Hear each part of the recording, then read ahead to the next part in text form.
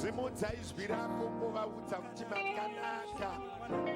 Simudza izwi rako ngotaura kunaka kwaMwari mangwanani ano. Ishe vari kudenga makatinakira samari wedu. Mweya wangu unokuremekedzai, mweya wangu unokusimudzirai, mweya wangu unoremekedza zita renyu. Uri Mwari makakodzera nemwiri, makatirangarira pautera, mukatirangarira pakusakwana kwedu, mukatirangarira pakusasvika kwedu Mwari. Zita renyu ngarikudzwe mangwanani ano, zita renyu ngariremekedzwe mangwanani ano, zita renyu ngaribatwe neutsvene mangwanani ano, nekuti muri Mwari mupiwe upenyu, nekuti muri Mwari vakatendeka, nekuti muri Mwari venyasha, vakafanira nekuremekedzwa, vakafanira nekusimudzirwa. Mweya waShe tinokuremekedzai mangwanani ano, tinosimudzira zita renyu, tinotaura uwepo hwenyu Mwari, nekuti ndimi Mwari, ndimi vakafanira nekuti vose vakafanira nekuremekedzwa, vakafanira nekusimudzirwa. Zita renyu ngaribatwe, zita renyu ngariremekedzwe, zita renyu ngaribatwe neutsvene. Iye Mwari wedu mangwanani ano.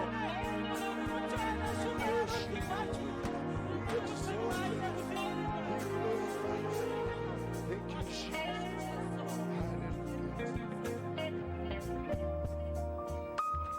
Hallelujah. Tunaombonamatira uvepo wa Mwari. Presence of God. Kungonamatira uvepo wa Mwari. Takaverenga futi this scripture last week. Iri kuna 2 Corinthians chapter 3 verse 17. Now the Lord is the Spirit, and where the Spirit of the Lord is, there is liberty. Kureva kuti tikava ne presence ya Mwari, pakati pedu panova nerugare, kumba kunova nerugare, kumabasa kunova nerugare, patinofamba tinova nerugare. We just want to pray for the presence ya Mwari. Presence ya Mwari aina kwainoenda, inogara iri pakati pedu. Unonzwa David kuna mapisarema 139 achiti, where can I go from your spirit, or where can I flee from your presence? Kureva kuti presence ya Mwari neuvepo wa Mwari zvinogara zviripo, asi iwewe unosarudza kusimudzira presence ya Mwari kana kuva nemeso anoona presence ya Mwari. Zvauri kutsvaga zviripo, asi uvepo hwaMwari ngaukuvhurire uone. Amen and amen. Tinombona presence yaMwari iyagara iripo pakati pedu. Mwari vagara varipo, vanonzi he is omnipresent. Kureva kuti kwese kwatinoenda ivo vanenge varipo, but the visibility ndo yatinogona kushayirwa nyasha yekuona kana kuenjoya presence yaMwari. Remember, panguva yavaida Mwari vakapa vaIsraeri zvihuta, kureva kuti nemurenje kana presence yaMwari yavepo pane zvinoitika. Remember, Haga akaratidzwa tsime raitovepo murenje, mvura yapera, iye nemwana vachifanira kufa. Kureva kuti when the presence of God, ma situations ese asina kuringana anokwaniswa nepresence yaMwari. Toda matira chiri chinonzi presence yaMwari. Pachechi pano presence yaMwari, kumba kwenyu presence yaMwari, kubasa presence yaMwari. Ngaidominate uvepo hwaMwari, ngaudominate. Zvivanda zvinoteerera nemadzikirira anoteerera nemweya yenhamo inonzwa presence yaMwari, kenza inonzwa presence yaMwari. Hakuna chirwere chisinganzwi izwi raMwari. Toda kumbona matira presence yaMwari muupenyu hwako ngamuzare neuvepo hwaMwari. Unonzwa Satani achitaura achiti ndamuona Jobho, pandatenderera ndamuona, but makamukomberedza, ndingaite sei naye? Kureva kuti nevanoshanya vemweya yetsvina vanoremekedza space yako kana presence yaMwari yavepo.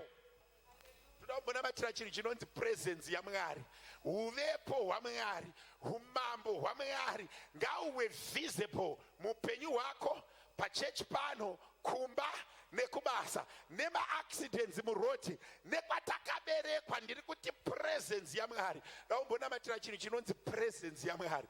David ati ndingaendepiko kusina uvepo hwenyu. Unozonzwa mapitpo achinyorera vakorinde oti kana pave nepresence yaMwari pave nerugare. Ngatimbonamatire presence yaMwari mangwanani ano. Baba, ndinokutendai kuti muri Mwari. Ndiri kunamatira uvepo hwenyu Mwari. Israeri ichifamba iri murenje, ine nguva yamakavati vagarisa panzvimbo. Unonzwa muranda wenyu Mozisi achiti tingaendepiko kubva pagomo rino kana imi Mwari wedu musipo? Masikati makavatungamirira neshongwe yegore, manheru mukavatungamirira nemwedzi. Ndine nyenyedzi, ndiri kunamatira nyasha dzepresence yenyu muupenyu hwangu. Ivaivo Mwari muupenyu hwangu zuva nezuva. Rangarirai vana vangu Mwari, rangarirai gotekwa rino Mwari, rangarirai kwatinoswera Mwari. Let your presence reign in my life. Uvepo hwenyu Mwari ngaugare mandiri, nyasha dzenyu Mwari ngadzigare mandiri. Ndiri kunamatira uvepo hwenyu pavana vangu, ndiri kunamatira uvepo hwenyu pakurarama kwangu. Baba, rangarirai gotekwa rino, kereke ino ngaizare neuvepo hwenyu Mwari. Ndiri kunamatira simba represence yenyu Mwari, rakaratidza gaga tsime pamwaka werufu. Iyemi Mwari munovhurira vanokutendai. Ndiri kunamatira presence yenyu Mwari, ndiri kunamatira uvepo hwenyu Mwari. Baba vangu, nezita raJesu, zadzai upenyu hwangu neuvepo hwenyu Mwari, zadzai kurarama kwangu neuvepo hwenyu Mwari. Kereke ino ngaiitirwe zvakanaka neuvepo hwenyu Mwari. Patiri kuvaka tivake nemi, patiri kufamba tifambe nemi, patiri kushumira tishumire nemi, patiri kurupidza tirumbidze nemi Mwari. I pray for your presence, I pray for your presence, I pray for your presence. Mwari wangu, regai kutisiya uvepo hwenyu Mwari unoudza rugare, unorapa zvakaremara. Ndiri kunamatira uvepo hwenyu Mwari unotipa vakasvika Mwari wekudenga kuimba yaposifa yakakura. Ndiri kunamatira nyasha dzepresence, ndiri kunamatira simba reuvepo Mwari wekudenga. Uvepo hwenyu ngauzadze upenyu hwedu, kereke ino ngaizadzwe nemi Mwari. Nyasha dzifambe nevana vedu, maberechisi ngaazare nepresence. Ndiri kunyengeterera uvepo hwenyu Mwari, ndiri kunyengeterera presence yenyu Mwari, ndiri kunyengeterera nyasha dzenyu Mwari. Baba, mandafanira kunamatwa, zita renyu ngarikudzwe mangwanani ano. Nyasha dzenyu Mwari ngadzionekwe mangwanani ano, muzita nemuropa raJesu. We worship you, we exalt your name, we glorify your name, muzita raJesu. Hallelujah. Tisvike panguva yekunamata. Last week takanamatira zvakanyanya nemweya wekunyadziswa, but kune vamwe vanhu vasinganyadziswi. Hapana chakaipa chinotaurwa pamusoro pake, asi haana kwaari kuenda. Anongonzi is a good person, matiani munhu akanaka, but kunaka kwacho kunoonekwa nevakakutarisa. Iwe unorarama upenyu hwekuti dai chakati chaitikawo kwandiri, dai chakati chaitikawo kwandiri, dai chakati chaitikawo kwandiri, but vanhu vanenge vachiona rugare rusipo.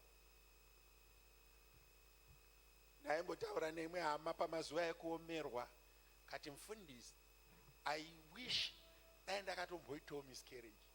Ndaingofarawo 2 days idzodzo kuti baby is coming, but I never experienced even the joy for 2 days. Kune vanhu vakagara upenyu bekuti vanhu vachikuona vanoti uri right.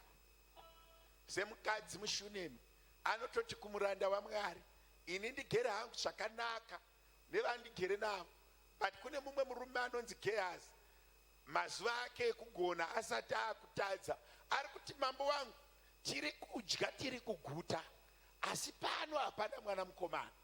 Kune vamwe vanhu vatori muno muso vari kufunga kuti upenyu hwakanaka, zvinhu zvangu zvese zviri right, but toda kumbonamatira the spirit of going to the next level. Rega kugara panzvimbo imwe chete. Amen and amen. Even pawakasvika wakapasvika ukafira kuti Mwari vandisvitsa, semukadzi muShunemi ari kuti zvese ndinazvo, but enda ku next level. Unoona kuti mukadzi iye anozomboita madambudziko ekuti mwana anofa achizonodaidza muranda waMwari, but she had activity, she had hope. Kune vamwe vanhu vane upenyu huri flat, life isina mahambu, ingori flat. Iwe muridzi wayo ndio unounzwa kuti life iyi inopisa. Namatira the spirit of going to the next level. Rega kurarama upenyu huri flat. Basa rawakatanga kushanda kare ndo rauri. Pay yako ye 10 years chingoripo, bhutsu dzako ze7 years dziripo, sofa rawakakanganwa kare kuti rakatengwa rini riripo, just because musoro hausi kutema. Naombonamatira the spirit of going to the next level. Ende kana hapane kamwe ka confusion kanongouya nekuenda ku next level, kamwe ka hype kanouya nekuenda ku next level. Katoda kumbonyamanamatira mangwanani ano kuti Mwari ndiendeseiwo kumberi. Unoziva kuti the centurion man akanga asina chaasina. Bhaibheri rinozongoti tarangarira upenyu hwako Cornelio, zvipo zvako nezvegumi zvanzikwa, chimboendawo ku next level, imbobhabhatidzwawo, umbotaura nendimi. Umbonamatira the spirit of going to the next level. Kune vanhu vakawanda vakagara mucomfort zone. Ndoda kuti Mweya Mutsvene ambobvongodza zvimwe zvinhu timboenda ku next level. Next level pakunamata, next level pamaresources, next level pamarelationships, next level Mwari ngaambokubvisa pauri umboenda pa the next step. But next level inouya nechallenge, haiwanzi kuuya zvingori nyore. Kune vanotenga dzimba munondinzwisisa, ukatenga imba unofunga kuti wapedza, but muchadiwa sofa, muchadiwa curtain, muchadiwa kamwe kapendi. But next level ine zvainodena. So kana vakuenda ku next level pane zvainodena. Kune vari kufarira michato, pauri kuenda ku next level yemuchato kune labor pamberi apo, uchambochema.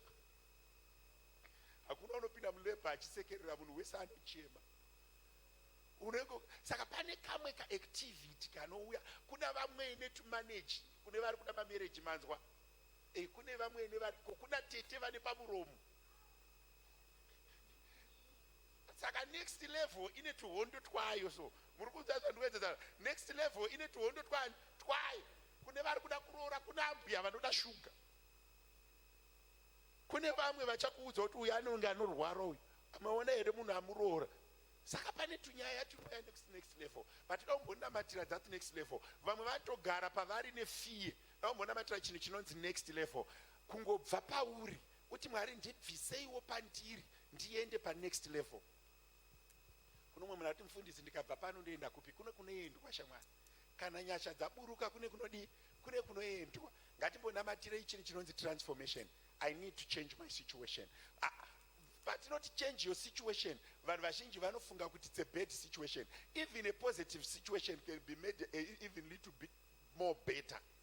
Muri kunzana ndoedza dzanangura. Timbonamatira nyasha dzekuenda ku next level. Iti Mwari pandiri pakanaka, asi ndakuda kuenda pa next level. Tanga kunamata. Baba, ndinokutendai kuti muri Mwari. Imimi mune nyasha dzamunoita pamatakatanga kugamuchira Mweya Mutsvene, vakatitangira vachigamuchira Mweya Mutsvene. Imi munotonyora tsamba inonzi the Acts of the Apostles, kureva kana kuti tane Mwari tine zvatinoita. I am praying for the grace to go to the next level. I am praying for the grace that our situation may change. Tibviswe patiri Mwari, tiendeswe pane imwe level. Baba vangu nezita raJesu, vamwe vagere havo zvakanaka, asi imi Mwari munadzo nyasha dzekuvaratidza zvakanaka, munadzo nyasha dzekuvaratidza kwakanaka kwekuenda. Mweya Mutsvene ndinokutendai, Mweya Mutsvene ndinokusimudzirai, Mweya Mutsvene ndinokupai mbiri, Mweya Mutsvene ndinokuremekedzai kuti muri Mwari vanoita zvinoshamisa. Mune tsika yekuchinja upenyu hwevanhu, kuvabvisa pavari kuvaendesa kunext level, kuvabvisa pavari kuvaendesa kumberi. Tichinjirei Mwari wekudenga kurarama, tichinjirei Mwari wekudenga kurarama patinogara, Mwari wekudenga pakatinakira. Asi imi Mwari tirangarireiwo nedzimwe nyasha dzinoshamisa, nekumwe kuzodza kunoshamisa, nerimwe simba rinoshamisa. Baba, tiitireiwo zvakanaka, tirangarireiwo mangwanani ano. Tibve patiri tiende pane kumwe kuzodza, tibviswe patiri tiendeswe pane dzimwe nyasha, tibviswe patiri tiendeswe pane kumwe kuzodza. Simba raMweya Mutsvene ritirangarire, rirangarire vana vedu, rirangarire mhuri dzedu, rirangarire chidyiro chedu, rirangarire kwatinoswera, nekuti muri Mwari vakafanira nerumbidzo. Mweya wangu unokutendai, Mweya wangu unokusimudzirai, Baba, muzita nemuropa raJesu. We thank you, Jesus. We exalt your name. Hallelujah. Pana munga makusenda ngandichinamatira vanhu vakaita kuti so that it became possible for us to acquire this church. Nangandichinamatira vanhu vese vakaisa mapledges nevakaisa mari dzavo. Asi ndoda kuenda pa next step nenyaya iyoyo yekunamatirwa kwemari dzemapledges nemari dzakabhadharwa. Ndoda kuti iwe umbonamatira mari yako, kuti Mwari tiri pano seRudaport Prayer Center, AFM Rudaport Prayer Center, ini ndakaisawo mari yangu. Kana usingaitrust hamenako,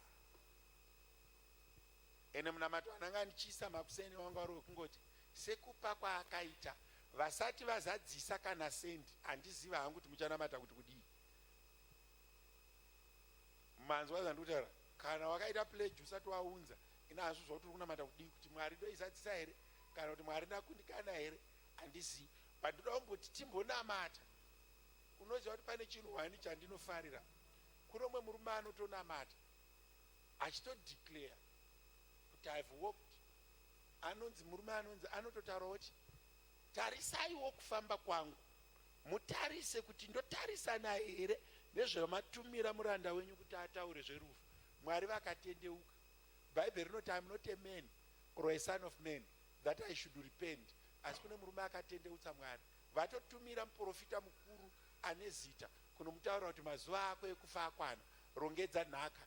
Akati aiwa, ngatimbomirai zvekurongedza nhaka, timbotaura zvakaitwa. Muri kunzandara, ngatimbomirai zvekutaura chinhaka, timbotaura zvezvakabatwa nemaoko angu, muone kuti ndinofanira kufa here. Ndoda kuti umbodeclare mari yako yawakabvisa panapa, uchitaura kuti Mwari takaita pledge, ini yangu ndikazadzisa, chizadzisaiwo kazvangu, ini zvenyu ndazadzisa. Aiwa, haisi yekuchitana kai, ende haisi kunamatirwa nemunhu asingazivi. Iwe ndouri kuziva kuti ini Mwari ndakati, ndikati chechi yavepo, saka imi maakutiwo nini. Munamato wakaoma. Ndiani venyu akambotuma mwana kunosuka ndiro, mukati kana mapedza maplate tiri kuenda kupizza, vakamboita maplate achongopera, hamuna chamuchaita, maakutobuda kuenda kupizza, because they negate you, they watch over you. Unoona chiti dede I'm watching you. Ndiri kukuona yangu kuti hamusi kuda kubva pakombiyuta, you promised us. Autombonamatira mari yako, ini ndachinamatira, iwe chimboinamatira umuridzi wayo. Pawakaiunza waizva zvaunoda, chimboinamatira iwe muridzi wayo. Kune vari kubvisa bichana bichana, iwe ndiwe uri kuziva kuti unopedza rini.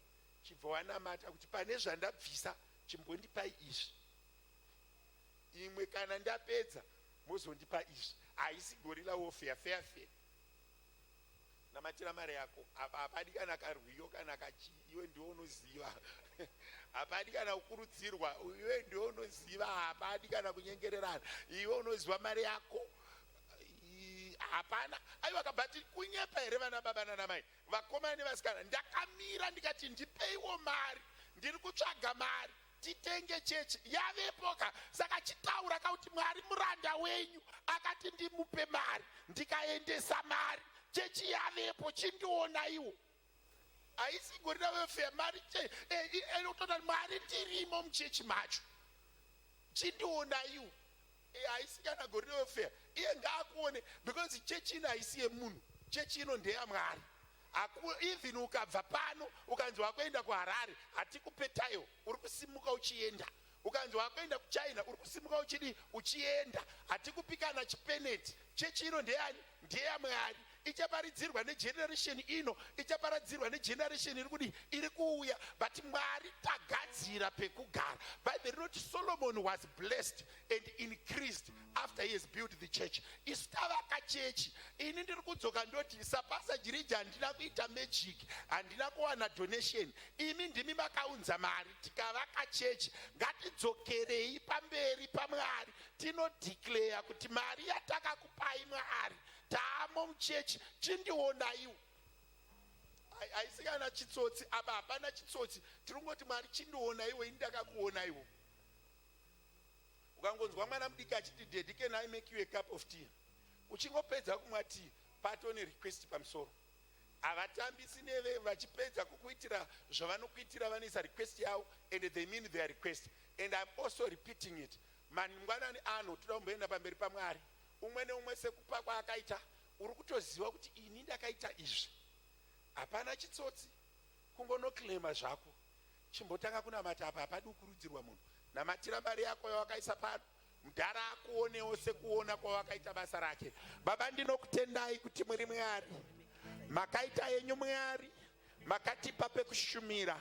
Imi Mwari makaita yenyu Mwari, makakudzawo zita rangu, mukakudzawo zita rekereke yamakatendera tidyare. Tikadyara tikati prayer center, kureva kuti tine pekunamatira pakanaka.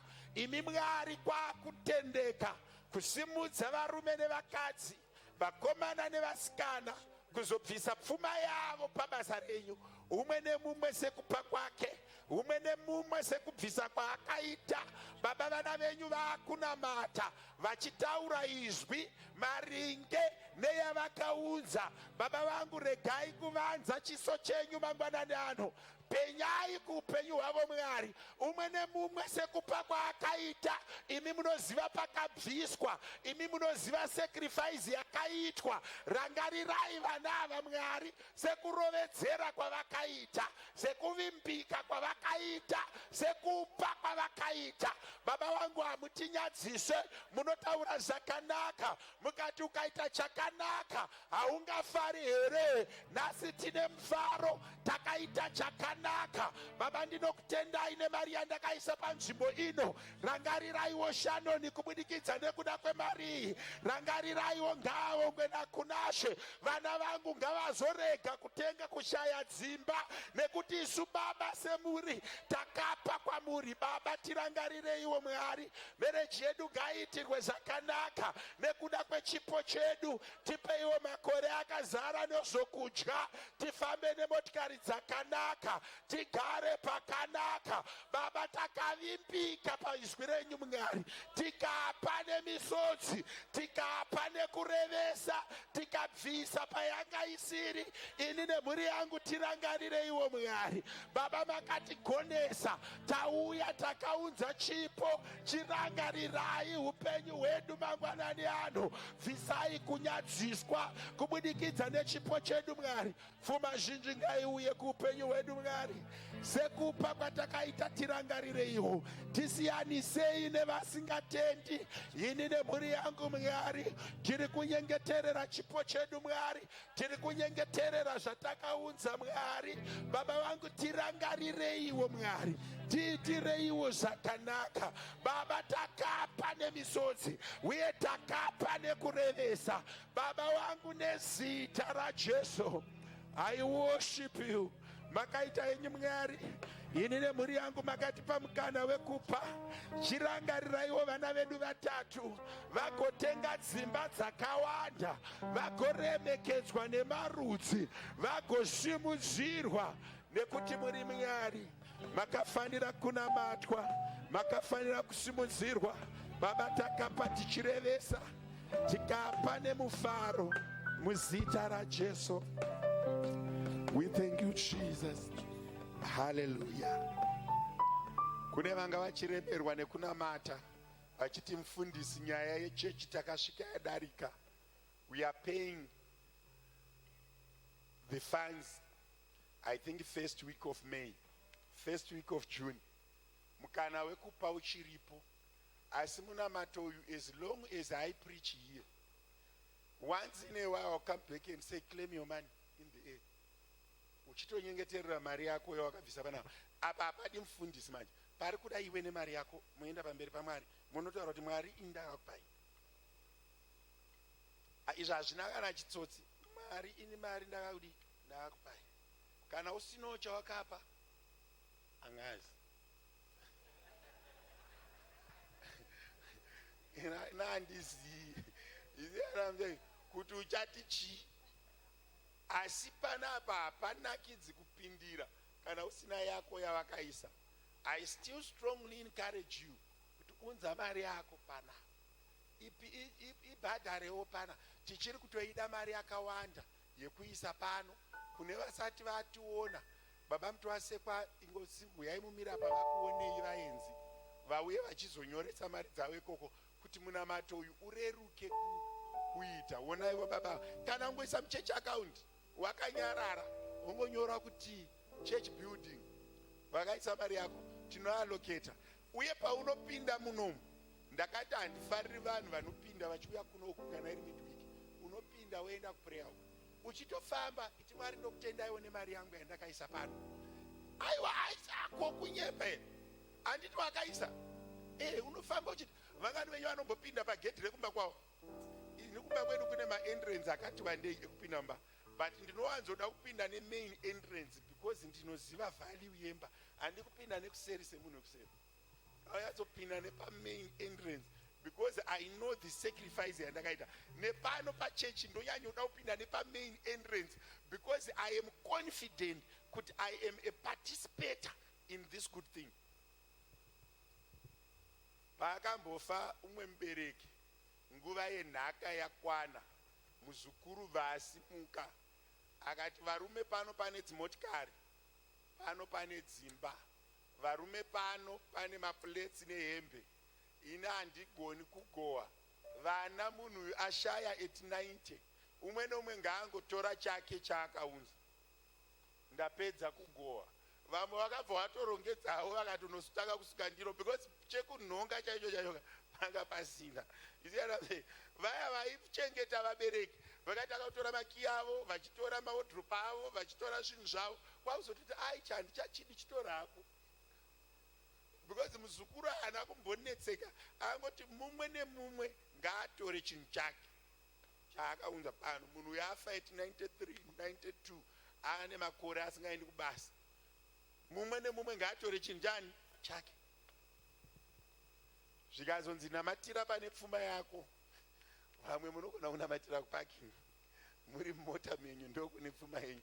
Muno muchechi unonyatsoziva kuti kubva kubhenji kusvika kugitari, munoti connected. Rega kurarama upenyu hwakadaro hwekuti mwana ukabva pano ukadzokera kumba yevabereki uri kunomwa shuga yakaunzwa nasisi, uri kunomwira kapu yakatengwa namukoma, iwe pasina kana chipeneti chako. Be a participator. Ashande kuchechi chetu, zvinoshanda nekwamakaberekwa. Handika zvinoshanda nekwamakadi kwamakaberekwa. Ukasvika pamba pawakaberekerwa iwewe, uri kurara pamubhedha wakatengwa nasisi, nemagumbezi akatengwa nemunin'ina, nepleti yauri kudyira sadza yakatengwa nemuzukuru. Iwe hapana chako, kungoenda umbangu kudzoka umbangu. Itawo munhu anoti kana wapinda muprayer une zvekutaura. Muri kunzwa ndenda kumba chaiko kwawakaberekwa chaiko, sofa rougara rakatengwa nomwe mwana, kapu yauri kumwira iwe chako kana ungozoti munoshamisa ndimi Mesaya. Mazwi asina action hauendi kudenga. Bhaibheri rinoti kunamata kusina mabasa kwakadii kwakafa. Chimbondomberewo maoko. Anolida intercession next week kumbira futi vanhu vanamatire mari dzavo kuteera vanga vasipo nhasi. Andika ako ife imi mudisi handi kune vaenda kubasa. Ari kulida intercession mongotizve vanhu namatirai mari dzenyu tisasiye vamwe kupi kumashure. Mwari verugare vachitiitira zvakanaka. God bless you. Let's all participate and partake with the praise team.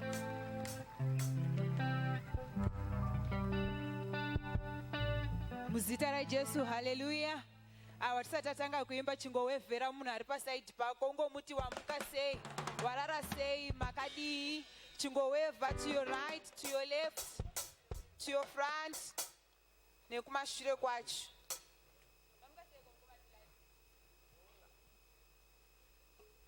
Gore rino rashe ashte, gore rino.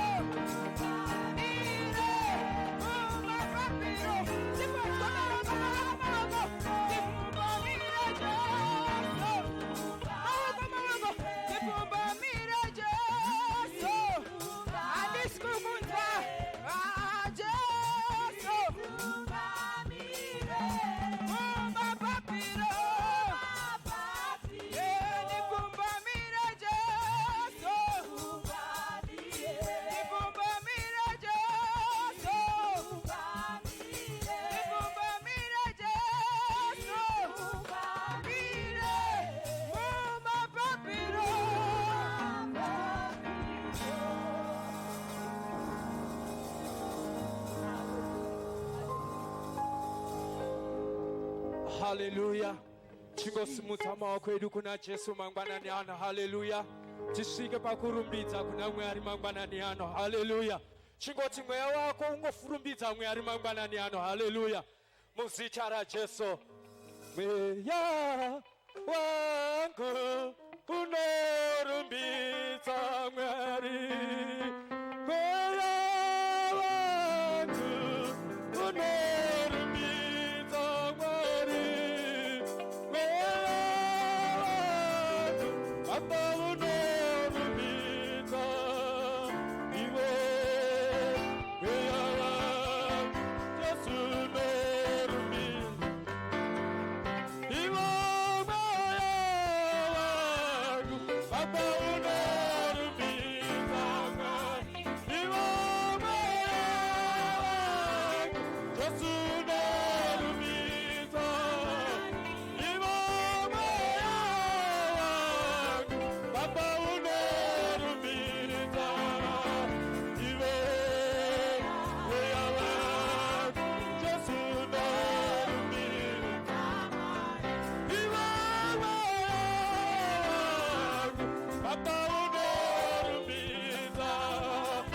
iwe.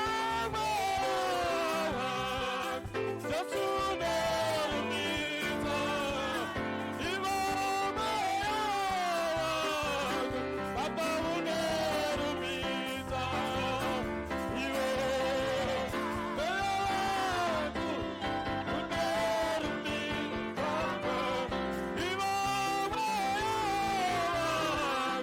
Yesu unorumbidza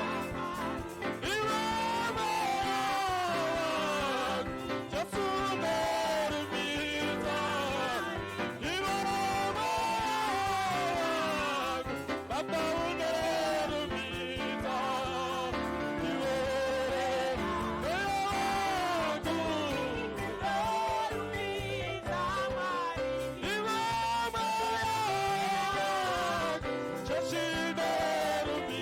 Yesu unorumbidza Yesu unorumbidza iwe. Baba unorumbidza iwe. Yesu unorumbidza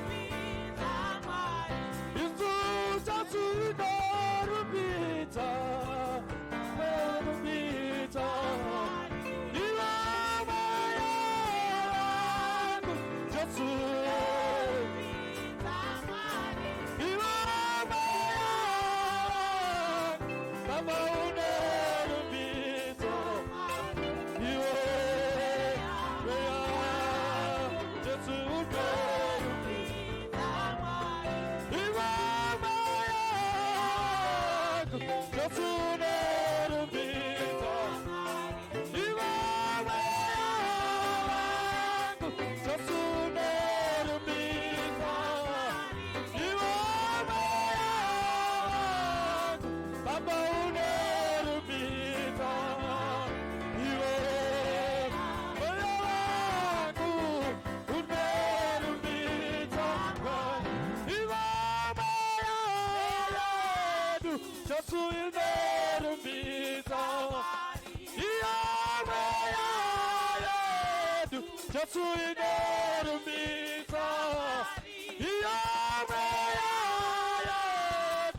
Yesu unorumbidza iwe.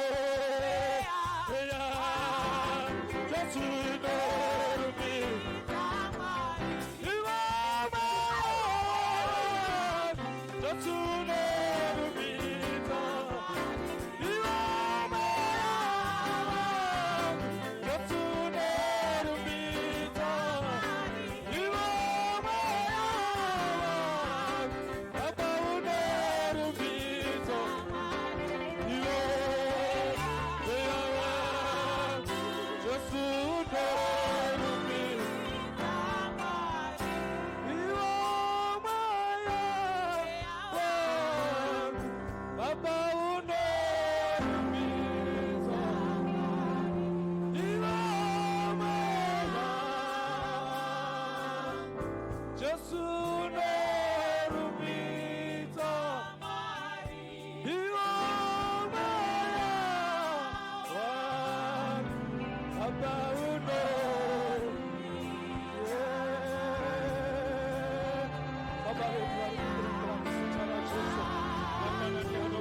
vedu mangwanani ano mutsene mangwanani ano Jehova mangwanani ano chingamire mangwanani ano Jesu mangwanani ano mutsene auya mwari pamberi pechigaro chedu mwari auya pamberi pedu mwari sekereke sechechi mwari tara pamberi pedu moyedu mwari nouya pamberi pedu Jehova moyedu mwari norumidza zita renyu Jesu baba vedu mangwanani ano mutsene mangwanani ano Jehova tinoremekedza zita renyu mwari pachigaro chenyasha tinoremedza zita renyu mwari Jehova zita renyu mwari ngaripuwe mbiri mangwanani ano nekuti mwoyo yedu yauya pamberi pedu mwoyo yedu yauya kuzosangana nemi Jesu mangwanani ano mwoyo yedu yauya kuzosangana nemi Jehova mangwanani ano baba vedu mangwanani ano mutsene nururai nyasha dzenyu mangwanani ano mweya mutsene mwari ngauwe pakati pedu mangwanani ano baba vedu tinokutendai simudzirwai pamazita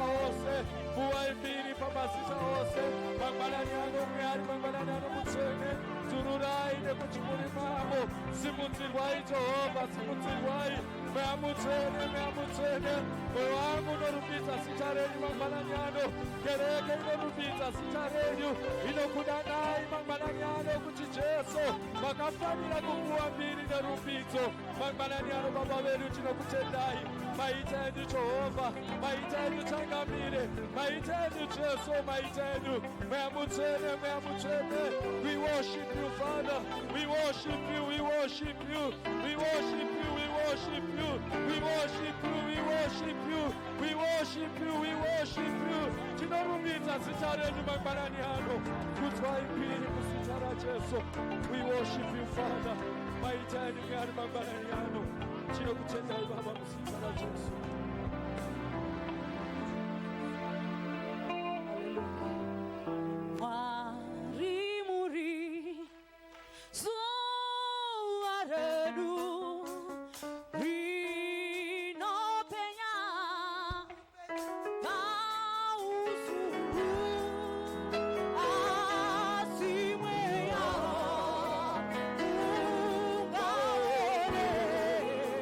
Paulo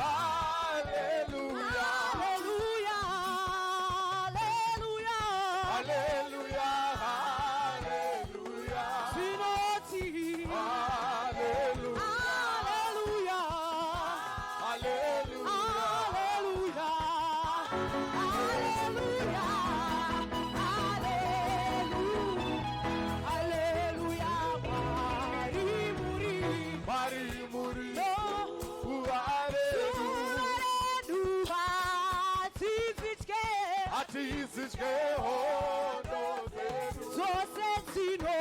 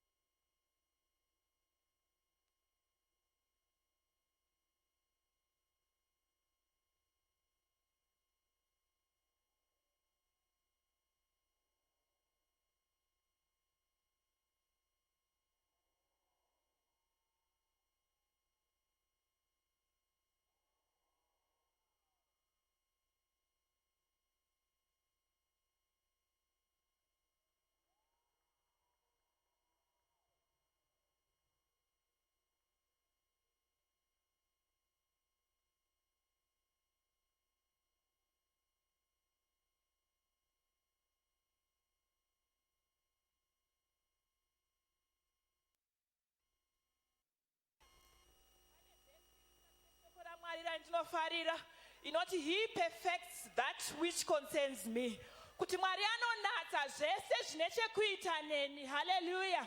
ndekuti Mwari munatsi pane zvese zvine chekuita neupenyu hwangu, hungave utano hwangu, ingave mhuri yangu, ringave basa rangu, kungave kunamata kwangu, kungave kufamba kwangu. Hanzi unonatsa zvese zvinoringana neupenyu hwangu muzita raJesu. Haleluya. Mwari vakanaka mangwanani ano.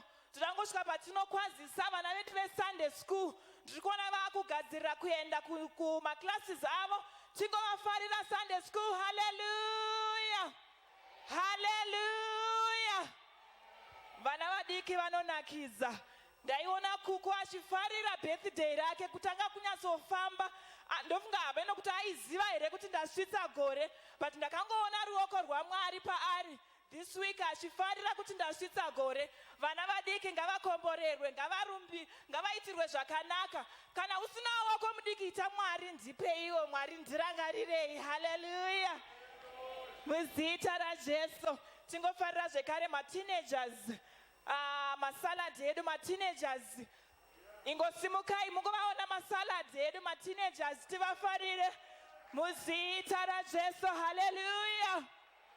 Vanotaura chishona chechirungu. Haleluya. Vana vedu veyouth vakanzi pamberi nechikoro. Haleluya. Nevamwe vakuda kunopinda mudzimba youth, tingokuonai nekusimuka muzita raJesu. Haleluya. Haleluya. Tinotenda. Tingofarira vana baba naana mai vauya kuzonamata mangwanani ano. Ingokwazisawo baba kana mai vari pedyo newe, ungoti maita zvakanaka, mauya kuimba yaMwari nemamiriro anga akaita weather mangwanani, asi tangotora nguva ino kuti tiuye kuzonamata.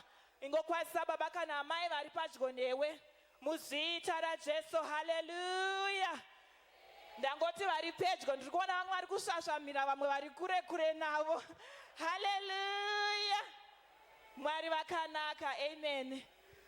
Tirangokwazisa vatungamiriri vese vari pakati pedu kumadepartments avari ese avanobata vari. Mwari vakuitirei zvakanaka.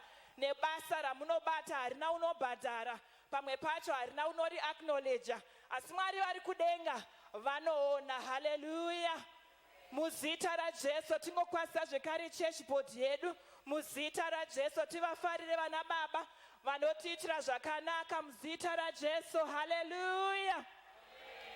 Mwari ngavakudzwe. Zvekare tiri ipapo pakukwazisa, ndirangofarirawo baba vekumba kwedu mangwanani ano. Tingovafarira mufundisi muzita raJesu. Haleluya. Vanga vachititungamirira intercession zvakanaka. Haleluya. Mufundisi munotiitira zvakanaka muzita raJesu. Maita henyu nekusimuka, tingagara hedu pasi. Haleluya.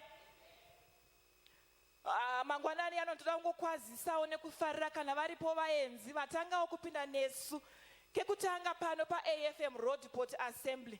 Vangondiradza nekusimudza maoko kana varipo vatangawo kupinda muno mumba nhasi, tivakwazisewo nekuvafarira.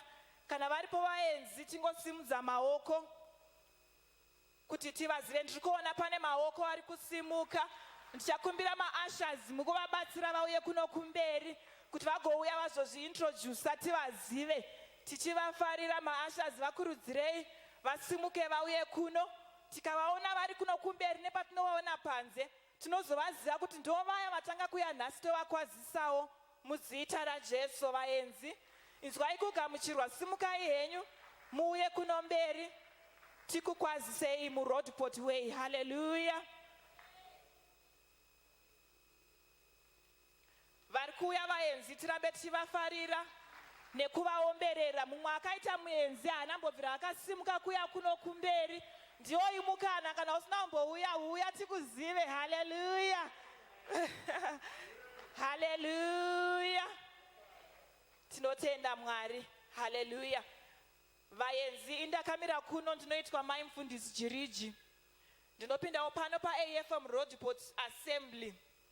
Pasi pamufundisi Jiriji ndinogarawo muno muRoadport. Ndichangokumbira mutizivisewo saizvozvo kuti munonzani, mabva kupi, kana makokwa kuti makokwanani, uye zvekare kuti mauya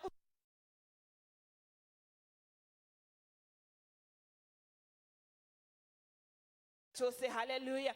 samuchangondizevezera ndozotaura kukereke kuti ndimi ani. Haleluya.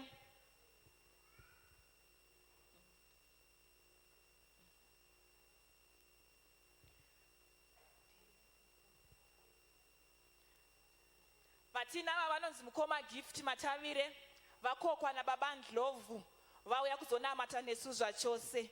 Tivafarire muzita raJesu. Haleluya.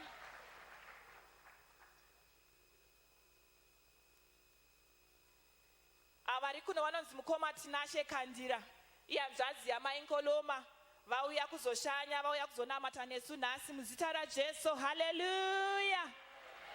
Muzita raJesu. Vaenzi inzwai kugamuchirwa. Feel at home. Maforms amapiwa munomafila moadzosera kuma-ushers panopera service. Endai henyu munotora nzvimbo dzenyu muuvapo hwaMwari muzita raJesu. Haleluya.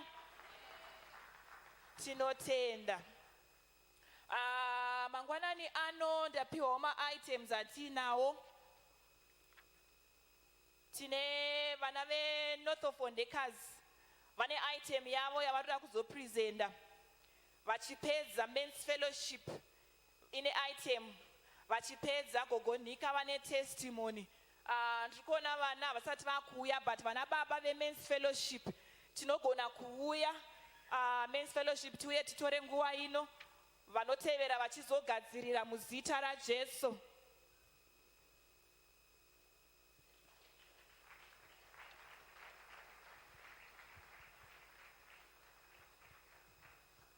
Hallelujah, church. Hallelujah, church. Sisuwo semen's fellowship tauyawo kuti tigoita item yedu but tisati tatanga hedu tichirongeka rega ndingotora mukana uno kuda kuti nditende vana baba vose vakakwanisa kuuya nezuro kwaitonhora asi vana baba vakakwanisa kubuda ende takave nenguva yakanaka, takave nenguva yekudzidza ende kudzidza kwakakosha chaiko chaiko zvokuti pano ndoda kungoti ndingosheyawo chinhu 1 chakanyanya kundiitira zvakanaka especially kunana baba nekunana amai uyezve chinhu chakanakira mhuri. Nhau dzemari takadzidziswa kungoti sana baba mari dzese ngadzideclarewe kumba ingave yaamai ingave yababa. Zvakatinakira pakuti zvinounza transparency mumba uyezve munobatirana pakuita zvinhu zvenyu zvese. Takarambidzwa inonzi pocket system. Vamwe vobvunza kuti pocket system ndeipi iye kunge ichinzwa ishoyi mari ngaingodeclarewawo. Takapuwa example yakandiitira zvakanaka stere kunzi amai kana vachibuda mumba vakazvitakura vachienda kuchipatara vanenge vari 1 labor pain vanoinzwa vari 1 asi chavanoya nacho chipo chemhuri yese. Kasi vana baba tikabuda tikaenda kumabasa tinodzoka tichiti mari iyi ndeyangu, itsika yakashata iyoyo. Saka ndangoti nditore mukana uno kuti ndingosheyawo zvishomana naizvozvo nana baba vakanga vasipo uyezve nana amai muzita raJesu. Haleluya.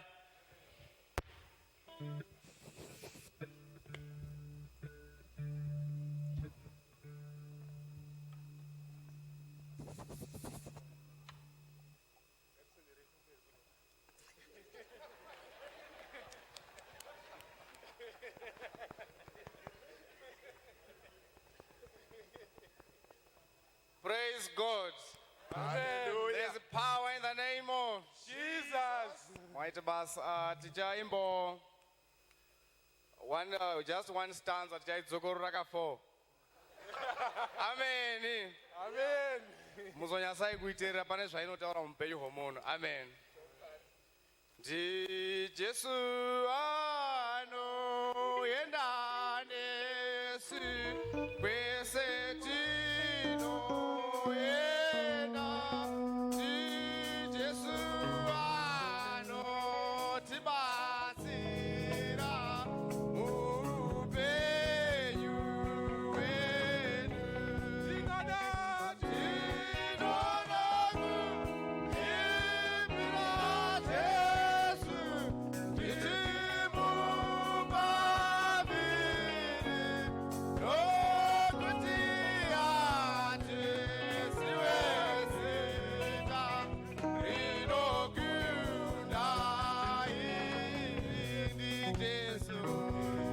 Jesu anoenda nesu kwese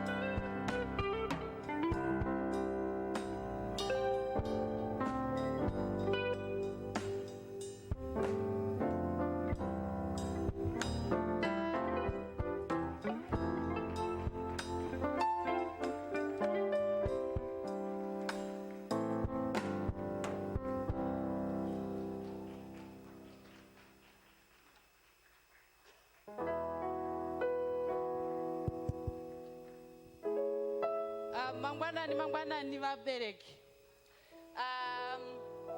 Takamirira notofondekasi kana kune mwana unotofondekasi agara kungangouya kunoku. Tichamirirwa nevana vedu muzuva ranhasi, asi next time vabereki tiri kugadzirisa mavoice.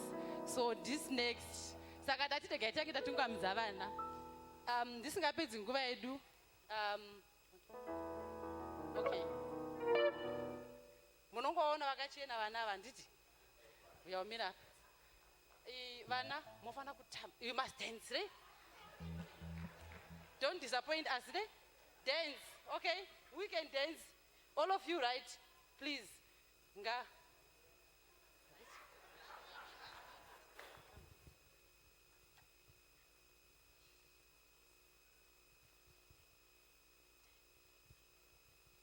We are the chosen generations. We cover the show his talents. Oh, yeah, the choir for life God has given me. And I know who I am. I know who God says I am. What he says I am. When he says I'm man. I know who I am. I know who God says I am. What he says I am. When he says I'm man. I know who I am. I walk in power. I walk in miracles. I need a life for favor. 'Cause I know who I am.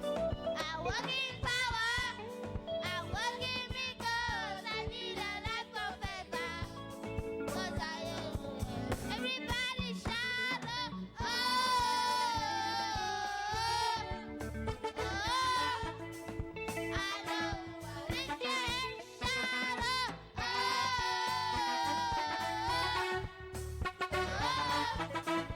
I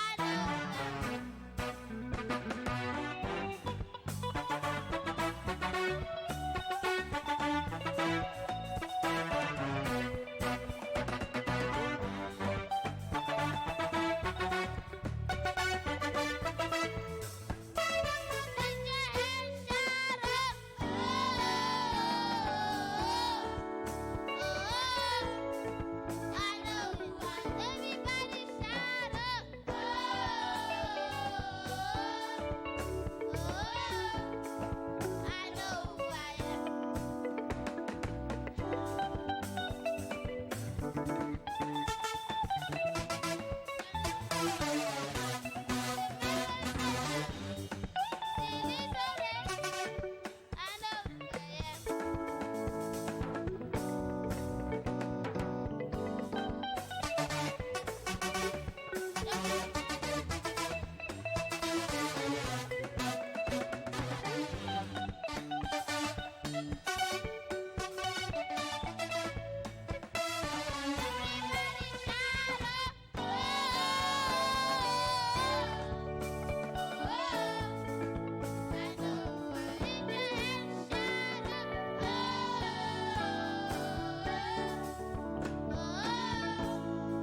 I know who I am.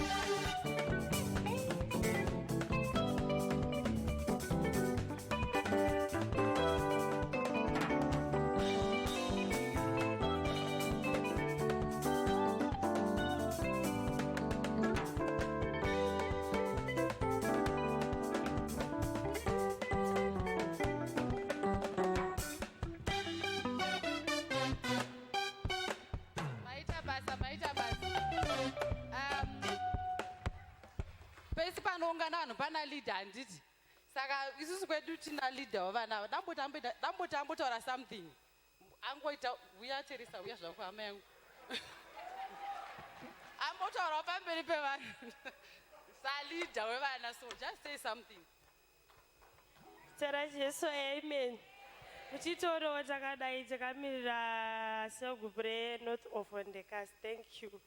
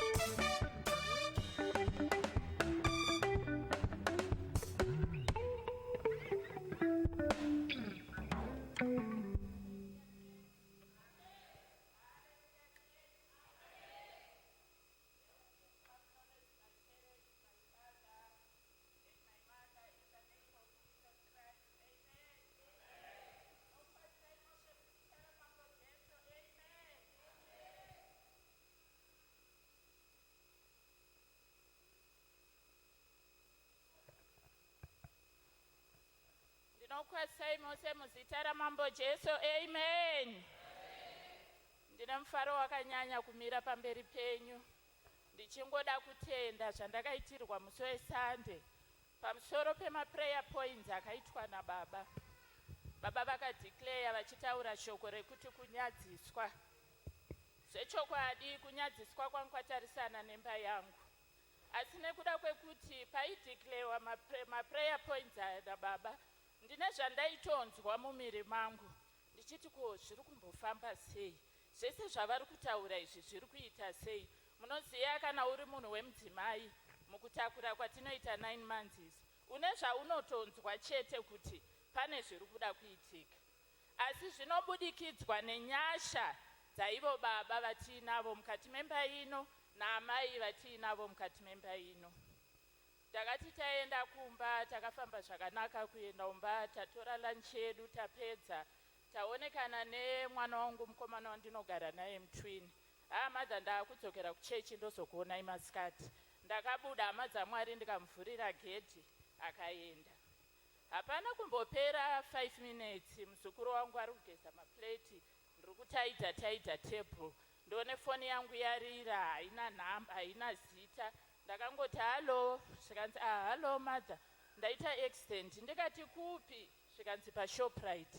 Ndikati hauna ukuwara here? Zvikanzi thanks God handina ukuwara, asi motikari yeshi, motikari madha, kana muchikwanisa kuuya uyai kuno. Ndakabva ndangoti kune muzukuru wangu, Teresa please close the door, let's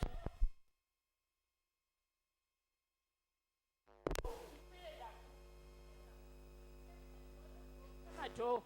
Tabuda paikoko matakura mari here mataxi. Zvese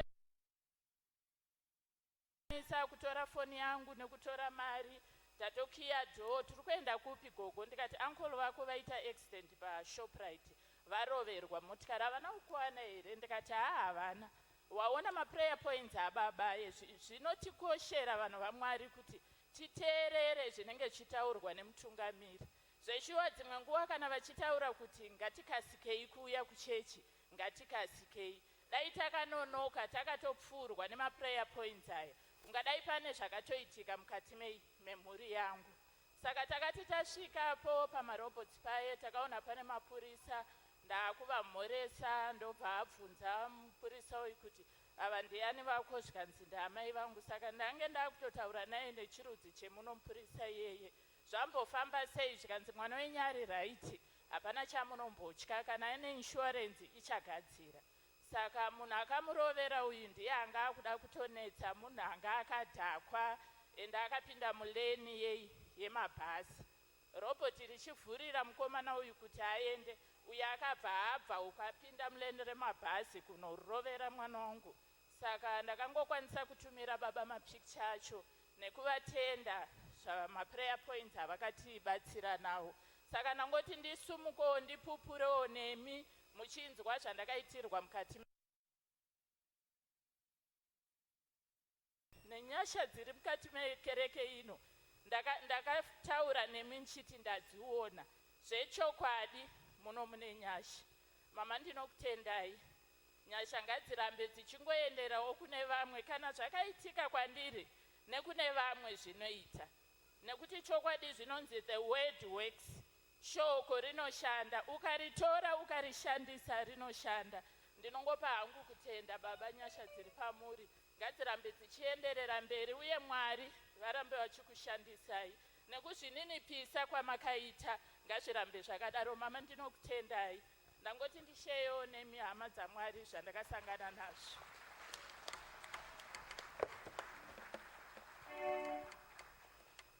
Tinotenda Mwari nevese vawana chavaitira Mwari. Haleluya.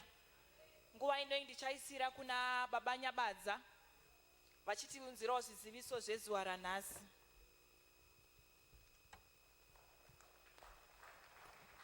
Haleluya. Regai tingotenda mama vari kutichera zvakanaka muzita raJesu.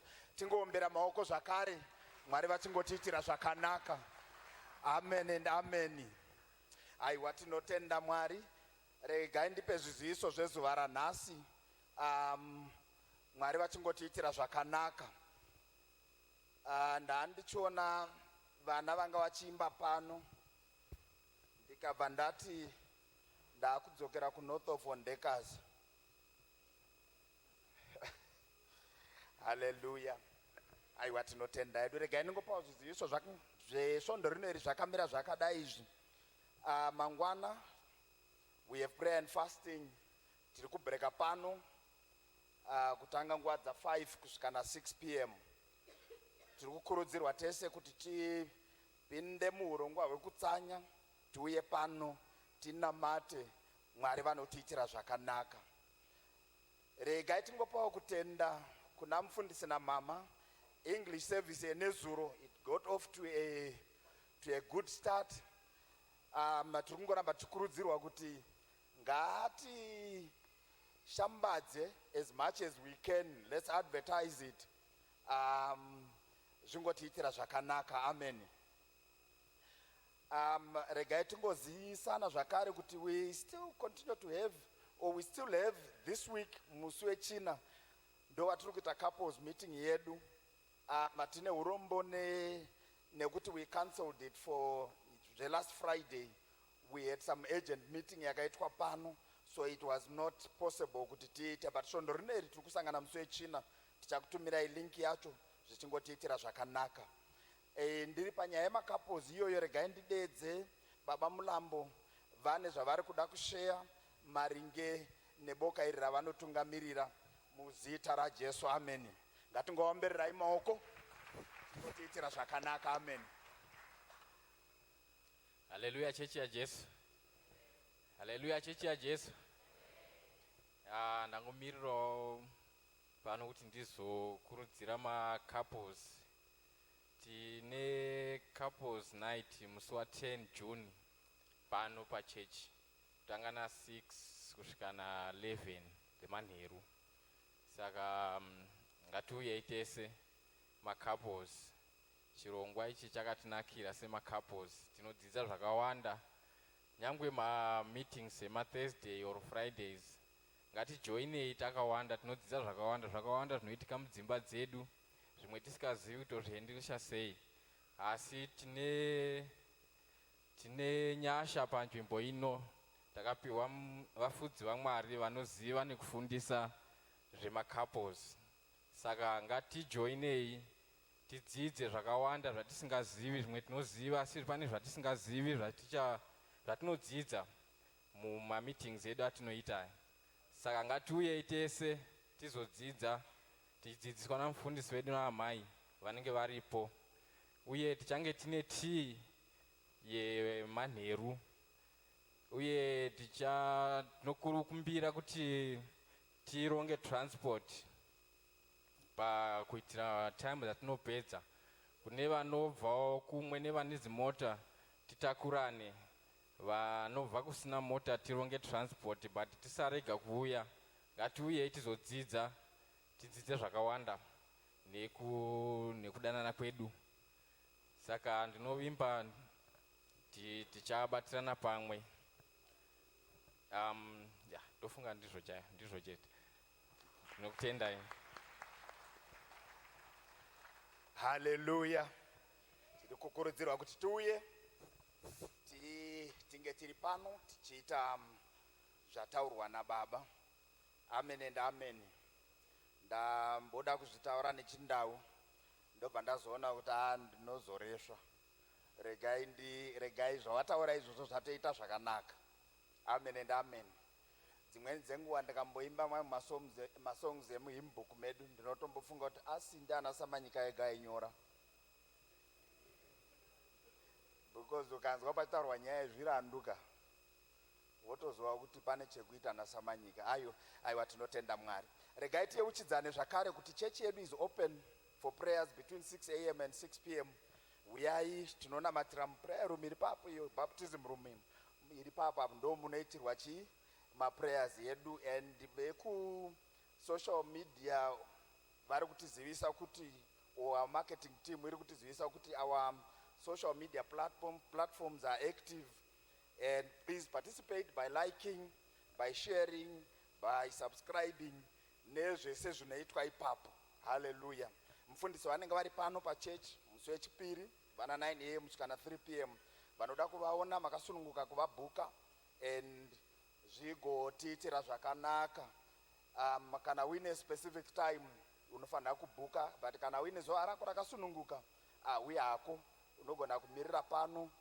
Kana vari busy, imba yekunamatira iripo, unombowana nguva yekunamata, Mwari vachingotiitira zvakanaka. Amen. So we continue to encourage our cell groups kuti aite maitem mangozviona zvaitwa pano neNorth of Ndekazi zvinotiitira zvakanaka. Amen. Ndaziviswawo kuti masingles akachinja outing yawo on Friday the 2nd. Saka hanzi pane zvichaitika, pane kwavachaenda vozodzoka na 6 p.m. I'm sure utungamiriri hwenyu huri kuda kukuonai. Saka masingles ese musare muonane neutungamiriri hwenyu soon after service. So tiri kuziviswawo zvakare kuti musi wa29 kureva kuti svondo rinouya tinenge tiine holy communion. Vanoshanda paaltar, can you kindly prepare? Tinewo a scheduled sports day musi wa 11 June inenge iri Saturday. Tichazonyatsokuziviswa zvizere. Pane vari kuzvironga. Ndanzwa kuti kune kuchitambwa bhora, kune kuchitambwa zvakati and so on and so on. Mwana wangu akati ndichauya nekamwe kasikero so kari kumba uko. Vanoda kumbocheka utano hwavo munongomirawo ipapo. Kasikero kako kanogona kuudza kuti muiri wako paumire ipapo uri kuoperata at what age. Ini ndakamira pane wangu, pandakamirawo pakasikero ikako ndakanzwa zvichinzi uri kuoperata like a 67-year-old. Aiwa, zvinenge zvichingotiitira zvakanaka, so there will be a lot of fun kuti zvingotiitira zvakanaka. Amen. So let's prepare for that particular day. Vanogona zvekutamba bhora, vanogona zvekutamba netball, vanogona zvekudidi. Uyai tinge tiri pamwe chete. Right, we are also evangelism team yedu iri kutikurudzira kuti tiitore maflyers painformation desk apa tinobuda muno tizoita sei tizoenda nawo kwatinoenda kudzimba dzedu. Hanzi vakabhabhatidzwa uye vane vana vakadedicatwa pachine macertificates ari kumashure uko. Onai sisi NS kuti zvitiitire zvakanaka. Ndiri kukumbirisawo cell group reFlorida. Ngatisanganei briefly patinenge tapedza kuona vaenzi muboardroom redu umu zvingotiitira zvakanaka. Then cell group reRBM kumatole and so on. Muri kukumbiriswa kuona sekuru Zhakata soon after service. Vanoenda kubutete. Hanzi paya patakamboona napaya. Kana musiri kupaziva, it's one of the rooms ziri pamusoro apo. Mokwira ipapo, mosangana navo, muzita raJesu. Amen. Vane vana, tiri kukurudzirwa if mwana ari 3 years and below, muri kukurudzirwa kushandisa mother's room iri pakona apo kuti zvingotiitira zvakanaka. But kana mwana wacho asinganetsi zvake, makasununguka kumuchengeta zvenyu nekugara naye, but munokurudzirwa kuenda kubaby room iri papo zvingotiitira zvakanaka. Zviri kuitwa pano mune muchizviona, sound iri kubuda pano inenge ichibudawo ikoko zvakare. Ndiri kukumbirisawo mavisitors ese atinawo izuva ranhasi tingosangana pamasofa ari papapo pakanzi connecting lounge, pamasofa ari papo. Mavisitors ese tisangane ipapo soon after service. Mwari vachingotiitira zvakanaka. Regai ndingokumbirawo zvakare or ndaudzwawo zvakare kuti Sunday school praise team vane practice yavo musi weSaturday kubva na11 kusvika na2. But kana muchinge makaita sesu zvokuti tinenge tiine vana vari kupraise team ikoko tozoita vamwe vanopractice thereafter, you are free to come and pick vana ivavo at around 4 p.m. It will still be fine. Hallelujah. You don't have to come and then go home and then come back again. But tinogona kuvamirira vana ivavo. Amen. Regai pane chinhu chandiri kungoti ndingotsanangurawo tobva taziva kuti tingaita sei. Regai ndingozivisawo vachiri vanyowani vakati joina manje nevamwe vanga vasingazivi nyaya iyi. Usually when it comes to nyaya dzenhamo kana kuti nyaya dzekunge wafirwa kana kuti nyaya dzemafunerals, tinosenda pamagroup kana uchinge wafirwa nemwana wako kana kuti nemubereki kana kuti newe wacho. Sorry henyu. Kungo ndiri kuedza kutaura kuti we only send ma funeral notices for you, iwewe, mwana wako nevabereki wako, those that are close to you. Hallelujah. Kana zvakuzosvika zvana sekuru kana tete kana chichi hatigoni kuisa pagroup, you can actually tell mufundisi, even your soul group leader, zvongoitirwa ikoko. You know the reason is takawanda uye tiri kutarisira kuwanda. Can you imagine kuti tinenge taakuzotumira messages akawanda sei yekuti ndashayikirwa nasekuru wangu, kuna muzukuru wangu azoshaya, kuna nhingirikini, mwana watete wangu zvazodii zvingatinetsa in that particular order. Saka tiri kungokumbira vari close to you, ivo vari padhuze nemunhu or nememba yemuchechi muno, ndo watinoisira pagroup zvongotiitira zvakanaka. Chema dzinobviswa o dzinodedzerwa dzinobviswa dzichiendeswa kumaseo group leader. Maseo group leader kana vaita macollections iwayo anouya opiwa admin wedu vanozochizokupaiwo chema iyoyo. Uye zvakare pane mari inobviswa nechechi, haleluya, yekuti mungobatsirikana panguva iyoyo kana zvichinge zvaita sei zvaitika. Admin vedu ndo vanomaneja nyaya idzodzo namufundisi. Ndofunga mufundisi regai ndizokupaiwo basa rekuzondibatsirawo kutsinidzira ipapo, haleluya, kuti zvingotiitira zvakanaka. Tisazoti zvanhingi zvakadedzerwa zvangu hazvina kudedzerwa. Vanodedzerwa ndevavabereki nevana vari you're very close nhingirikini, ndo vatodedzera. Mwari vachingotiitira zvakanaka. Amen, haleluya.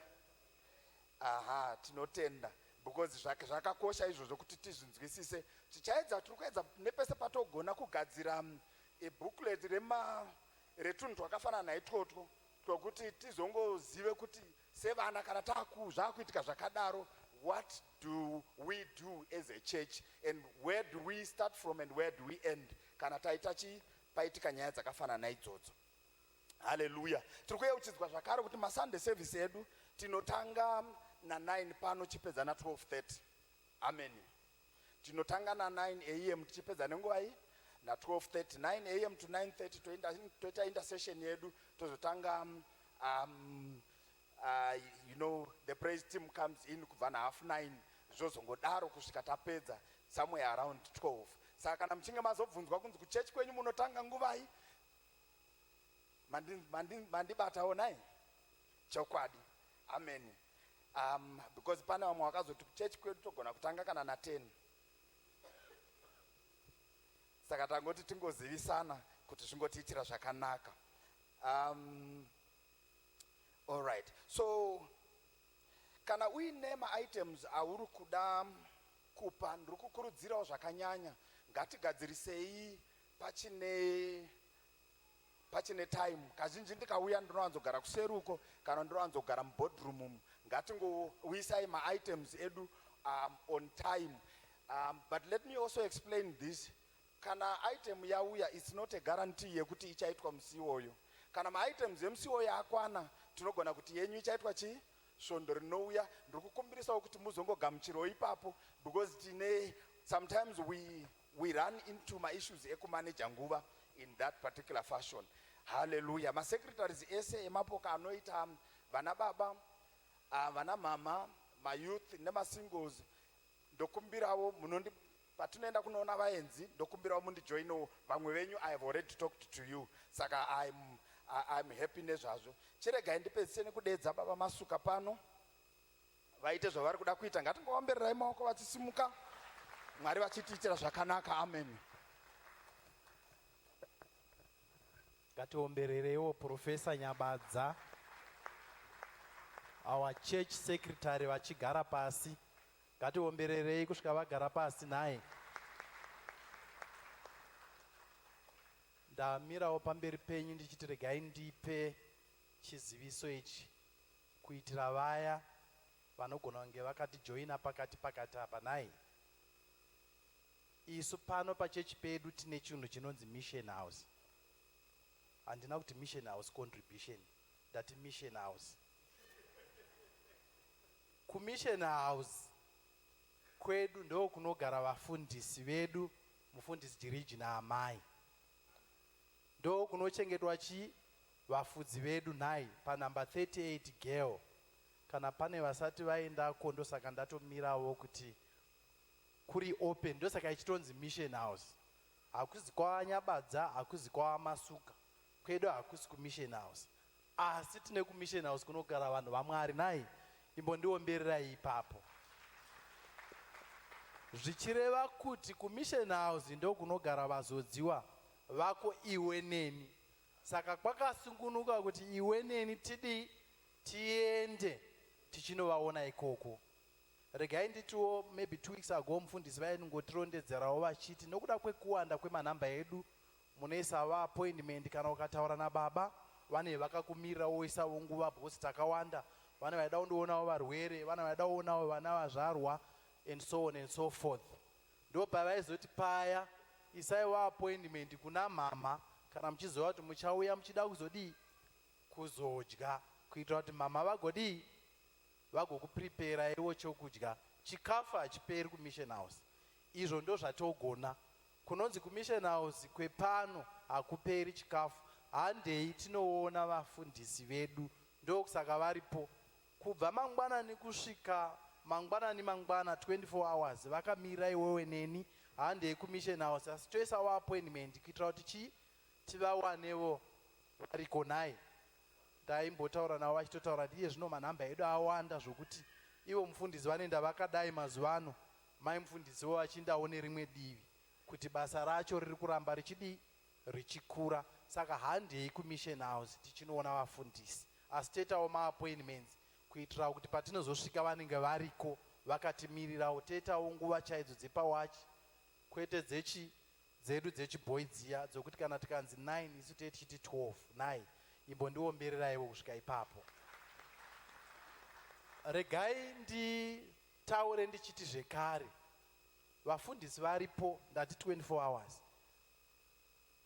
Ngatiwanewo nguva yekuti tinovainvita kumba kwedu. Kana mukavainvita vanodii vanouya. Ndaitokumbirawo vari kutigadzirira zvivhitivhiti izvi kuti mupote muchimbotiisirawo nhamba dzamama nadhedhi kumberi kunai kuitira vanyuwani vaya. Handisi kuona posta rine nhamba dzamufundisi naamai. Pamwewo kumedia muchatigadzirira baba moyo netimu yenyu namai profesa. Tionewo nhamba kuitirawo vanyuwani vaya vasingazivi nai kuti tigokwanisa kufonerawo vafundisi vedu uye tichivainvita. Vanouya ndo basa ravo. Pamwe pacho vanogona kutadza kuuya pauri kudai ndiri kuona nhamba dzamama dzaiswa asi vanouya ndo basa ravo. Hapano pakunovashanyira. Patinoendawo kumission house wanawo chimwe chinhu chaunoendawo wakabatawo nai. Ukaendawo nezvimabhanana, ukaendawo nechichingwa zvinotiitirawo zvakadii zvakanaka. Asi hazvirevo kuti kana usina hauchaendiko. Itoenda usina wakabata maoko kuti vanhu vaMwari vagowana basa. Imagine deno zvedu zvose zvaifamba vangadai vasina basa nai. The fact that zvedu hazvina kutimirira zvakanaka zvinoita kuti iwe uendewo kumission house chero usina chawakabata uchinodii uchinovaona. Asi vakaropafadzwa vanenge vaitirwawo zvakanaka ingoendawo nesomething undosiyawo kumission house zvichitiitira zvakanaka. Regai ndiende pamberi futi zvekare ndibatsire vamwe vachiri kuuya vachangouya kuti tine chinhu chatakazobvumirana chinonzi icho mission house contribution. Vana baba vedare repamusoro takagara pasi tikawirirana kuti pamwedzi woga woga munhu woga wega mukuru anopinda pano tinobvisawo ma50 anoenda kumission house kwandanga ndichitaura kuya. Kana muri mhuri baba namai inobva yaita 100 mari iyi tinoindesa kumission house. Hazvinei kuti uri kuendako here kana kuti hausi kuendako. Iyi mari inondodyiwa nevanhu vaMwari. Takangofungawo kuti mama vedu kuti vave comfortable ngavangowanawo kamwe kamari kanouya chokuti kana vakadawo kana tumajusi dhui twakanyatsopiwa juice vanongonotenga. Hazvinei nokuti uri kuindako here kana kuti hausi kuindako. Uye mari iyi painoendawo mission house haidyiwi nevanhu vaindako, ndeyevanhu vaMwari. It's a decision ratakasunga pano. Hapano ini 50 kana 100 yacho handina. Kana usina hauna uye hausungirwi kudii kuibvisa. Isusu takangotiwo every month kana painenge iripo ngatibatirane nema-cell group leaders. Cell group leader kuda kunana treasurer mondopawo cell group leader. Cell group leader normally end of month like next month ndine ndakamira hangu masure next week not next month. Cell group leaders ondisvitsa ini ndozonosvitsawo kuvanhu vaMwari. saka macontributions aya ngatingobatsiranaiwo nemasel group leaders edu tichaabvisa kuti kumba kwavanhu vamwari kuvevo comfortable. Hakuna chinhu chakaoma sekushumira vanhu vokuti mufundisi naamai kubva pavanomuka kubva mangwana nosvika manheru vanenge vachinamatira kuti zvinoshano uchadyei zvino chokudya hapana. Vanhu vamwari ngavamuke mangwanani zvese zviripo vachinamatira kuti gaimbofunga kuti vachuma vane problem yei vandlovu kana vanofanira kuita sei vachinamatira izvozvo. Zvimwe zvese zvitadi taprovida zvichitiitira zvakadi zvakanaka. Regai nditi zvekare nditaure chinhu ichi. Gore rino ratotanga nai takutosvika almost mid-year. Apa regai ndibatsirewo vakabvawo kuZimbabwe vakatijoina vanoziva kuti kuZimbabwe kunowanzokuitwa maappreciation maviri nhai evanhu vamwari. Isusu pano zvekare sedare repamusoro takabvumirana vana baba vedare repamusoro tikazonotaurawo nana mai vebhodhi rana mai rinotungamirwa namama mai mufundisi Jiriji, tikataura navo tikasunga chisungo chokuti tinobatsirana pamwe chete toita appreciation yedu ka1 muna December. Kana kalenda randinaro risingakanganisi ndiri kuona Sunday yokutanga muna December inenge ichiti 4 December. Ndo yatinoita appreciation pano tichaappreciate vanhu vamwari nhai imbondiombererayo. Ini ndofarira appreciation nhai. Vanhu vamwari vanoshanda. Munongoona vanhu vachingopupura ndahwagogo nhika vachitaura kuti hanzi vabereki vangu. Haugoni kuti vabereki vangu kana usina chaunovaitira iwewe sedunga munhu nhai.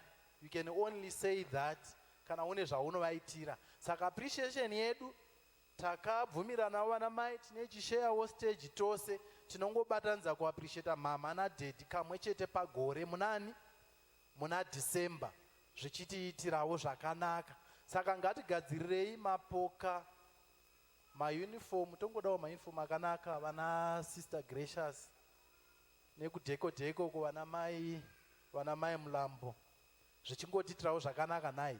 We want to celebrate in style. Iye zvino muna May kuzosvika muna December plus ini ndakatomirawo tichengete vanavo. Saka ngatimboitoesawo zvimwe zvimari zviri nani. Ini ndakangozviudzwa chinhu chinonzi appreciation yandakabvisa gore rakapera ya. Kana zvichiita hazvo ndenchida kungoti ndidouble ingovawo nechishuwo ichocho kuti vanhu vamwari vakunamatira zvaita pane dzimba pane vana pane zvinhu zvakawanda zviri kuitika kwatiruku. Vanhu vamwari muna December let's prepare kuti tivaitirewo zvakadi zvakanaka. Munhu anoshanda paaritari unodyawo zvepaaritari. Asi zvepaaritari zvacho tisu tinotouyawo nazvo. Chimbondiombereraiwo appreciation hoye. Regai ndikumbirewo mama vauya havo vazotora nzvimbo yavo vachienda kumberi zvichitiitira zvakanaka. Ndiombererewo ndichigara pasi nai. Tinotenda baba Masuka vanga vachititungamirira. Haleluya. Nguva ino ndichangokumbira tese takasimuka tisvike zvekare patinochingamidza mufundisi vachiuya kuzotora nguva ino yekushumira. Mangwanani anougadzirire mwoyo wako kuti usangane neshoko raMwari. Haleluya. Tirambe tichivaomberera muzita raJesu. Haleluya. Ngatifareo mama nai muzita raJesu. Makore awanda tiri tese tiri kuchembedzana hedu zvakanaka. Imi taiwo sarudzo yekuchembedzana zvakadini zvakanaka. Mukada kurwa ndini, mukada kurumana ndini, asi pamuri kurumana ipapo munogona kungosarudza kusekererana. Nguva ichiri yenyu. Kurumana kana kusekererana zuva rinongonyura haro. Kuchembera munodinei? Munochembera marumana, mamarana. Mwari verugare vane vachingoriko kudenga vachiona muchirumana.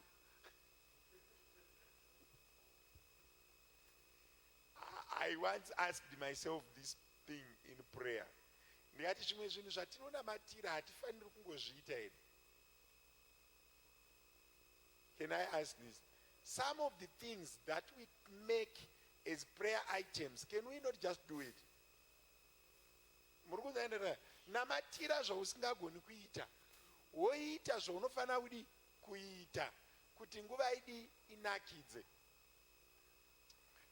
Ndakanzwa mumwe munhu achinamata, Mwari ndidzidzisei kuda mhuri yangu. Ingonovadaka kozvonetsei ungozoti vanhu kuti vafare vada udya unotenga chikafu chacho vapa. Uri kunamatire izvi zvaunokwanisa kuita, ingoitaka.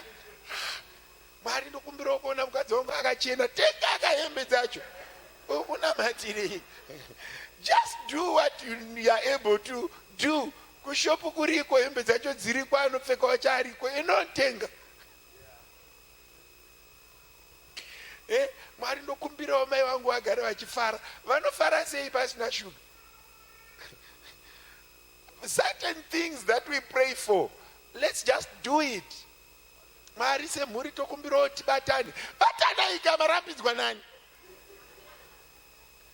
Simuka pawakagara ipapo, enda kumba kwemukoma wako unotaura kuti mukoma ndauya, munofara here? Pane chekudya here? Maiguru zvamakatsamwa bikaika. Mwari ndokumbirawo mundibatsire semhuri tigare tichifara. Marambidzwa nani? Mwari itiraiwo mufundisi wangu zvakanaka. Iwe wambowaitirai? Unoda kuti Mwari watange usati waita?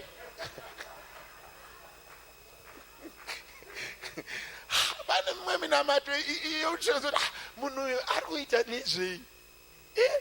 Mwari tichengetedzewo mukadzi wangu. Iwe wambomuchengete? Unoda kuti Mwari watange manje vachibva kudenga iwe wakagara ipapa? Chengetedza ka iwewe. Mwari ndokumbirawo kuti muchengetedze mukadzi wangu. Iwe wacho wamuchengetedze? Wamuchengeta ngewe nhaka, but unoda kuti Mwari wamuchengete. Mimwe minamato so ndichatonamata pano ndakabata chiwepo ndichiti iwewe inonotanga wagadzirisa usanamatire izvi. Zvimwe zvinhu zviri kuda kuti mumwe munhu angoita. Get in the doing mode. Just do certain things. Mwari ndokumbirawo ndigare ndichifara. Iwe uchiona hora paTV. Ndo zvinoita munhu anofara izvozvo. Verenga mabhuku anonakidza. Verenga mavhesi anonakidza. Mavhesi ako iwewe ndeye kungochema chema chete. Unoverenga Lamentations. Bhuku ndonongochiverenga bhuku raLamentations. Ndichakurowa.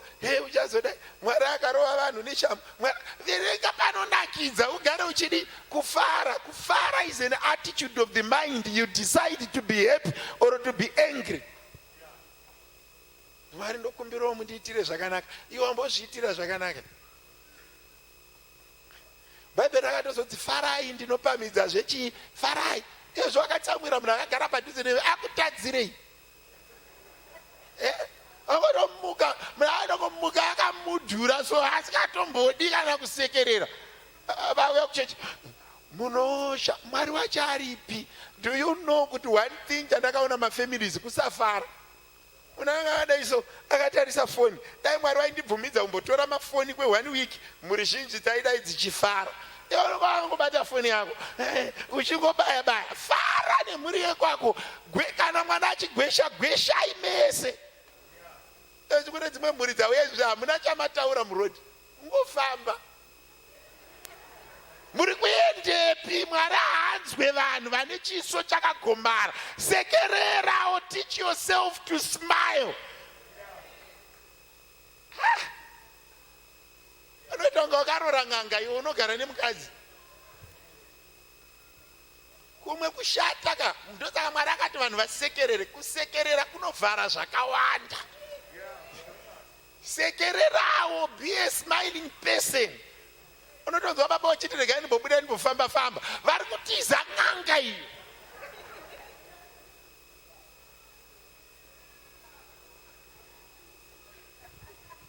Vasikana, learn to smile. A warm person is easier to treat well.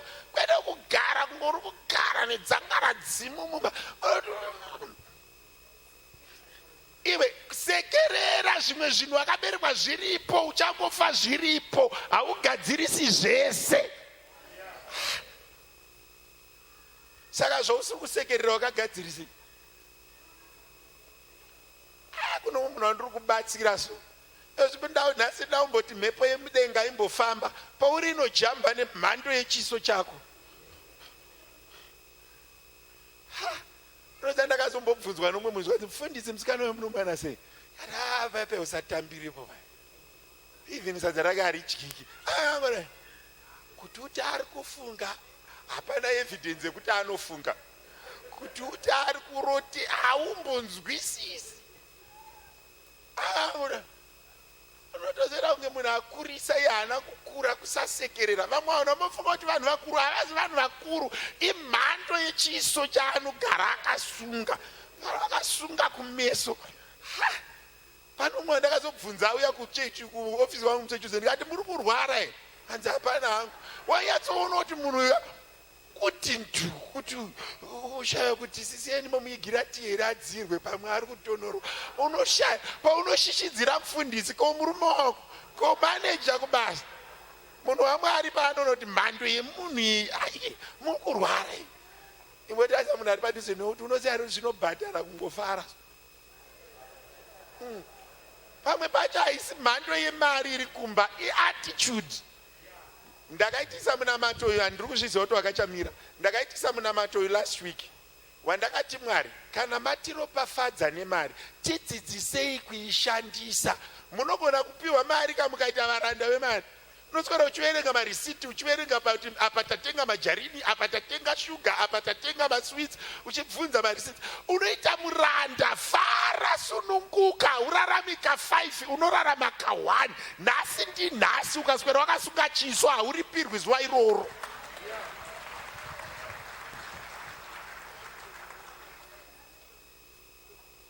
ukaona uchigara nemunhu anoramwa ukaona aramwa iwe rova zvese pretenda kunge usina kuzviona matoguta ari gaindirove hangu apetaiti yandinayo nhasi yakawedzera ukaswera uchijoina vanhu mumamudzi avo unotambura kana akuda achafara chezoti mumwe munhu so anoziva kuti pamwe pacho unombofunga kuti munhu even vana baba unenge richifambira kuita kuti kuda kushishidzira mukadzi nevana iwe kune vari kutovatsvaga rega kumushishidzira unoziva kuti ndikatora mukadzi wako ndikamuendesa panext door kuswera mangwana unenge wakumuda unofunga kuti akashata because haugoni kumuchengeta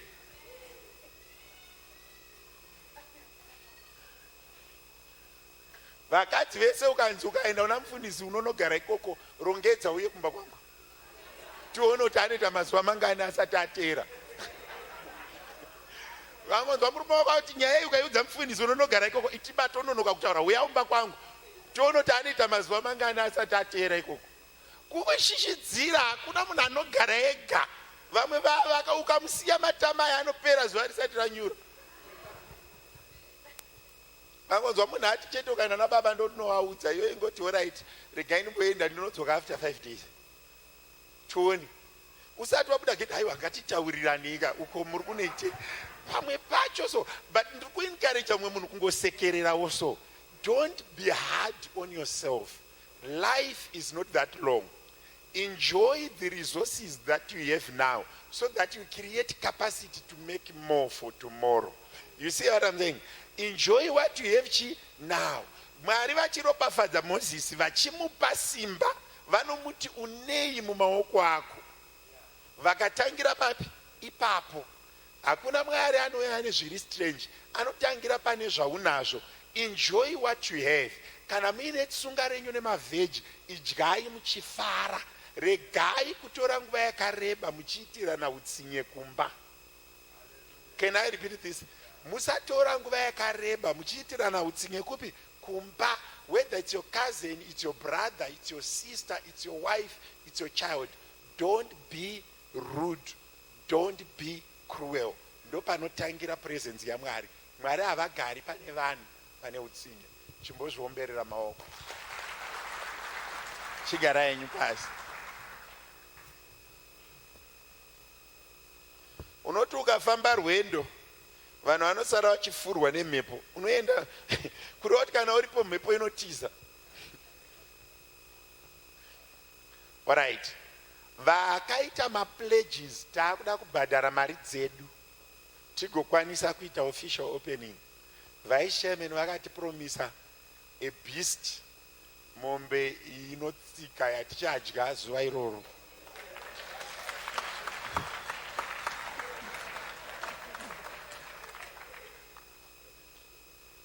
saka tiri kutiwo vakaita mapledges pane nzira mbiri dzamunogona kutibatsira nadzo. Pane vamwe vakaita mabig pledges vakataura neni, baba indokwanisa kubvisa in this way, handiwo vanhu vandi kutaura navo. Asi vakaita mapledges, musabuda chechi nekuti mari yacho haipo, handiwo mashandiro atinoita. Unongotibatsira nenzira mbiri. Pane vakaita mapledges, unotaura neni kana navamuti kuti ndakaita pledge ye1000 ndokwanisa kuibhadhara in this way, kana kuti inini handichagoni. Handika tine from tomorrow to next Saturday vane mapledges paround 1, paround 2 neparound 3 kuti mutaurewo nesu. Mukasataura nesu kutanga mande inoteera yatokufonerai dayirai foni kuti makati 2000 maapapi. Kana musingachakwanisi haisi mhosva, itainini handichakwanisi, tobva tacheka, hatichakuteereri, imi hamuchazorowiwo nehana patiri takuti mapledges. Handika vanokwanisa motaura kuti inini mufundisi mari yandiinayo yasara imari yakati ndokwanisa kuibhadhara nenzira iyi. Tiri kuita kuti patiri kunokomita maresources edu tizive zviri real nezvisiri real. Handizvere vanangu, haisi mhosva. Kana musingachakwanisi, isusu hatichakwanisi iyi. Kana kuti isusu tanga tisati tauyawo tiri vatsva, toda kucontributawo so much. Vakabuda chechi hativateeri, hativafoneri. Manzwa, asi imi muchiri kuuya mukasataura nesu, asi mukabuda chechi svondo rino mande nekuti hamuna kuuya sande, tinofunga kuti mabatikana mande tokufonerai, saka taurai nani nesu. Handidya vatiri kuti hatichafoneri vanhu vekuti kubva gore richitanga havasati vauya, aiwa avo hatichavateereri, asi vari kubuda next week riro iri vachitiza mapledges pachiri padhuze, sisi eni vachakufonerai. Mukava rafu kwavari vanoti ava vanditi siyana neni, ndofona futi. Handidya kuti zvitiitire zvakadini zvakanaka. Asi mukana uripo wekungotaura kuti isusu takati mari yakati, tave pakati, ndogona kupera kwaMei, ndogona kupera kwaJune, ndogona kupera kwaJuly, mokomita. Asi mukati kupera kwaJuly, tikanoti 5 August musati mauya tinofona toti tikurangaridzei. Handidya alright, ipapa ndofunga pajeka. Saka vane mapledges for planning purposes, tauraiwozve nesu. Handizvere munongotaura nani nesu. Kana makundikana motiudza kuti madii makundikana.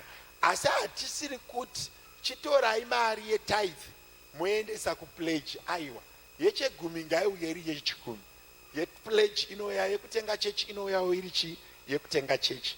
Tichiri panyaya iyoyo, maofferings edu haisi law kana mandatory kuti unobvisa offering, but zvakanaka kuti kana makaropafadzwa naMwari mubvise offering. Musi wechi wesande. Ko musi wandisina kana ndisitorina ndichirevesa ndinobvisa offering. Asi hazvirevi kuti hauna. Uchiti ukabuda panapa unotenga ice cream, wotenga gwinya, wotenga maputi, wotenga chii, yekudya unayo, yaMwari hauna. Handiwo mashandiro azvinoita. Ngativimbikei pamberi paMwari nezvipo zvedu nezvegumi zvedu. Tuesday I will be here from 9 to 3 zvataurwa nani navanyabadza. But kana uchindida earlier like 7:30 kune vanoenda kumabasa, wekuti ndikauya na9 dhei rangu ndanonokesa kuritanga, munogona here kuuya na8 mufundisi? It's very possible. Handidya it's very possible. Munouya zvotiitira zvakanaka. Ko 3 dzikakwana ndisati ndapinda muofisi ndiripo, kana vatosvika ndiripo, handizokuti 3 dzakwana chidzokerai kumba ndokuonai next week. Aiwa, handiwo mashandiro atinoita. Asi ukanditi mufundisi ndichasvika na 2:30 kana na 2:45, dzozokwana 3:20 usati wasvika usina zvekutaura neni, ini unosvikawo ndisipo. Kana uri kurana late unoisa message I am running late either to me kana to sister Ines, zvichitiitira zvakadini zvakanaka. Vari kumedia ndokumbirawo muise phone number yechurch nelandline yechurch pascreen. Tinokurudzira vanhu kushandisa that cell phone, kwete 084 yasister Ines, that's her private phone. Phone yechurch iyo 078-894-1239, that's a cell phone yechurch.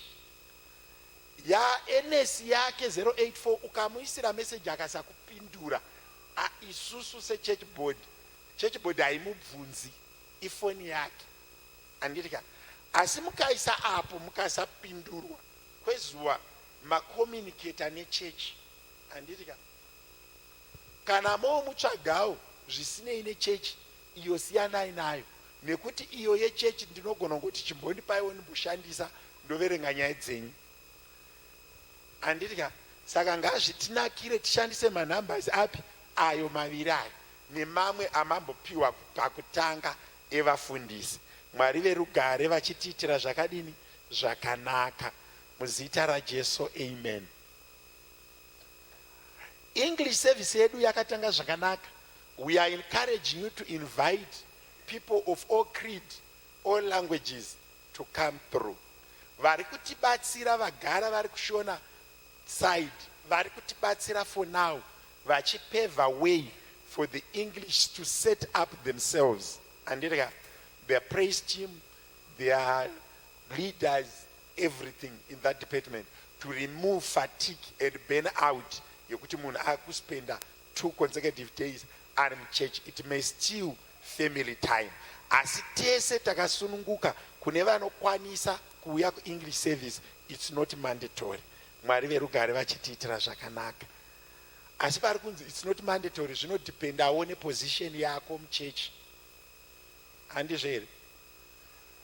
Like zvatakambotaura zvakuti munogona kuita birthday yenyu kana muchato wenyu musina kuinvita vanhu kuchechi, asi izvozvo hazviapply kumaboard members nevana vemaboard members. Musi unochata vana Tadi nana Kudzi, ini nditoripo, hakuna umwe pastor anouya ipapo. Handivo vananga ndichireva. Manzwa zvandikutaura?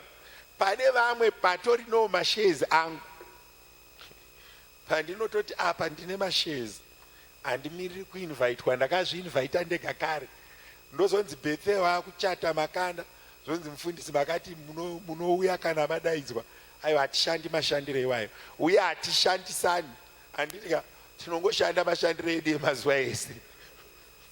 Mwari verugare vachidini zvavo vachikudzwa. Amen and amen. Ndine ndakatotarisirawo keke rangu ndega rekuzochekera kumba kwangu. Ndakashandawo zvenai wedu. Mwari verugare vachidini vachikudzwa. Kumuka uchinamatira vanhu kwakaoma, especially mazuva atira. Regai kuzondivhara pamberi. Amen and amen. Then mafunerals vaprofesa ataura zvakanaka. Tinotangira pana baba namai vakabereka munhu. Kana baba namai vakabereka chi munhu. Spouse, mwana, vakaita sisi, vakaita mukoma, vakaita baba munini, tinokubatai maoko. Chokuitai kana muchida kubatsiridzwa mobatsiridzwa. Asi hama dzandataura idzi munopiwa 500 rand nechechi. Mozopiwa sekubatirana kwamunoita nevamwe. Kana musina wamunobatirana naye, kazhinji kacho hatitomboiwaniwo 500 ekudzosera patabvisa. Asiwo vanobatirana nevamwe, vanhu vakaziva kuti okay, kwababa namai chuma kwaita dambudziko, pabuda 4,000, isusu tinongokupai mari iyoyo, hatiitori.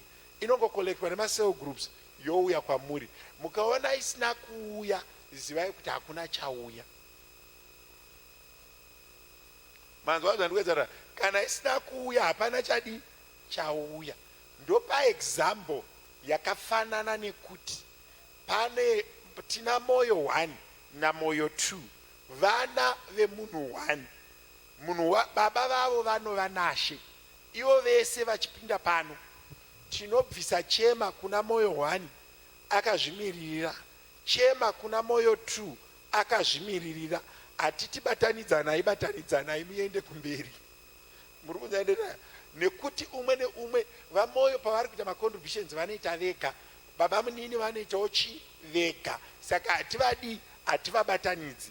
Asi zvazvinonoita manje, kana paine anobatirana nevamwe anowana yakawanda chema kudarika yawana uyu, maringe nekushanda kwenyu. Hatigoni kuzomanikidza vanhu kuti imi hamusati vati pachema yakwamutovasekwa. Kana vasingakuzivei, pasina pamunobatirana nevamwe, vanokutarisai. Tine pamwe pekuti kumen's fellowship tikati tine umwe wedu afirwa nehama yake, huyai.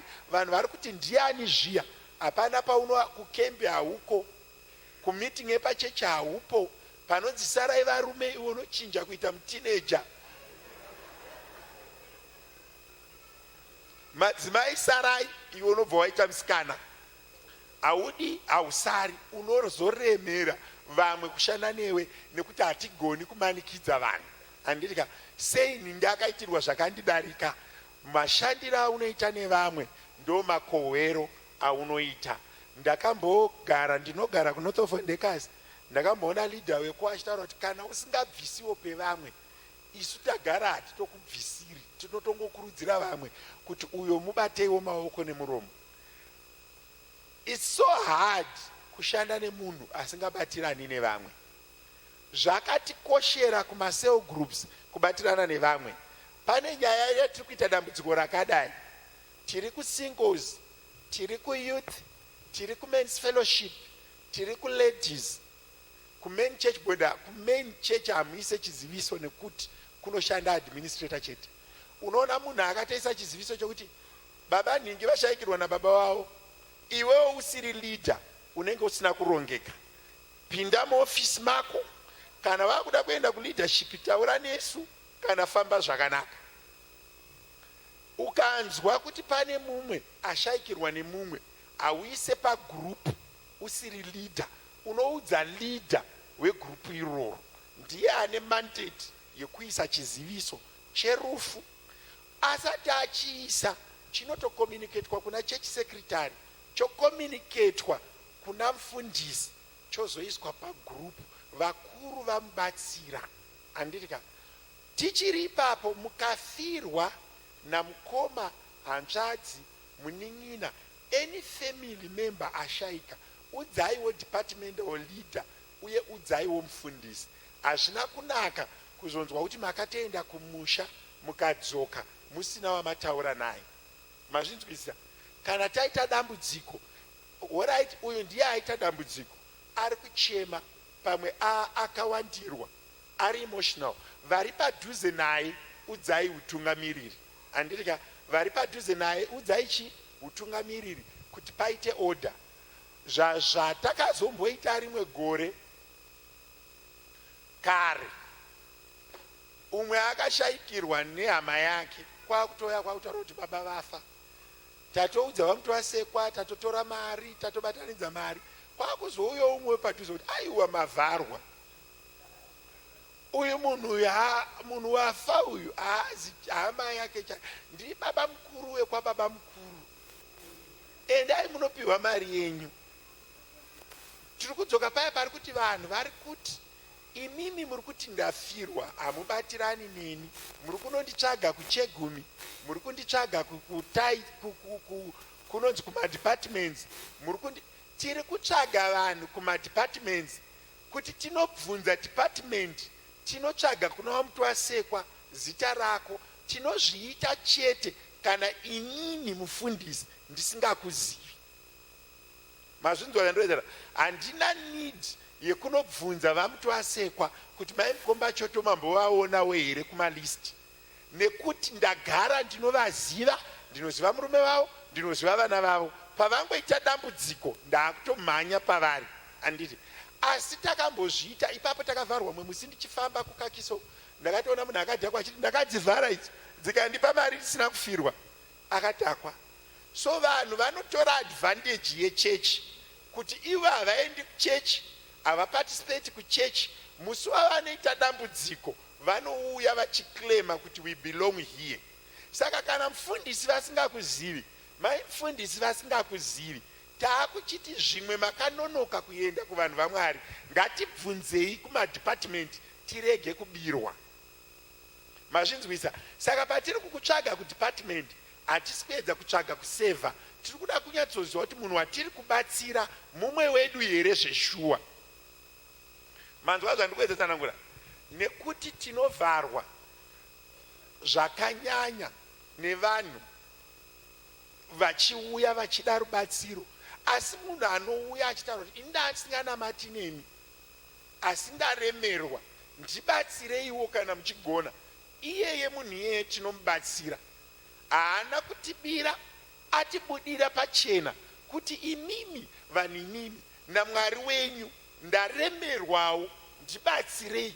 Iyeye munhu iyeye akanaka, kwete ari kuuya achienda nekuseri, ndo vatiri kuda kuvhara. Saka isusu sechechi, munhu akaremerwa akabuda pachena, kana tiine nzira dzekumubatsira tinomubatsira, handitika. Asi tiri kuramba vanozodya nekuba. Mbondiombereraiwo maoko ipapo. Nekuti hatigonika kuti wani wedu akatora munin'ina waari kugara naye azoita problem, haana capacity, toti hatinei newe. Tikadaro kutenda kwedu kwadi kwaremerwa, asi kwete zvechitsotsi. Mwari ngavatibatsire ipapo. Ndoda kuti praise team muzoshanda neni, asi after ndapedza zvandiri kuita, ndoda kuti makanda mungoimba kana mutumwa akauya ndoenda naye. Ndiri kuona vanhu vakapeta maoko kuratidza kutonorwa chaiko. Vanhu vambodzirwa, just one song vanhu vadzirwe. Nevamunoshanda navo ini ndangoti lidai, handina kuti mai makanda ngavaimbe vega. Anogona, ukaona mudhara achimbokudaidza so une paunogonawo. Unoziva zvekudiwa izvi zvinotoshandirwa, umuki uchidiwa.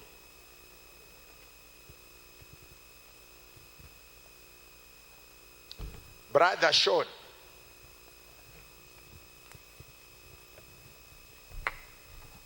Kana mtumwa akauya ndoenda naye, mtumwa akauya ndoenda naye, mtumwa akauya ndoenda, ndamirira mtumwa akauya ndoenda naye, mtumwa akauya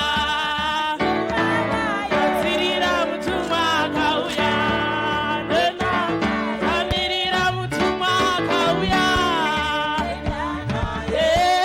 Mtumwa akauya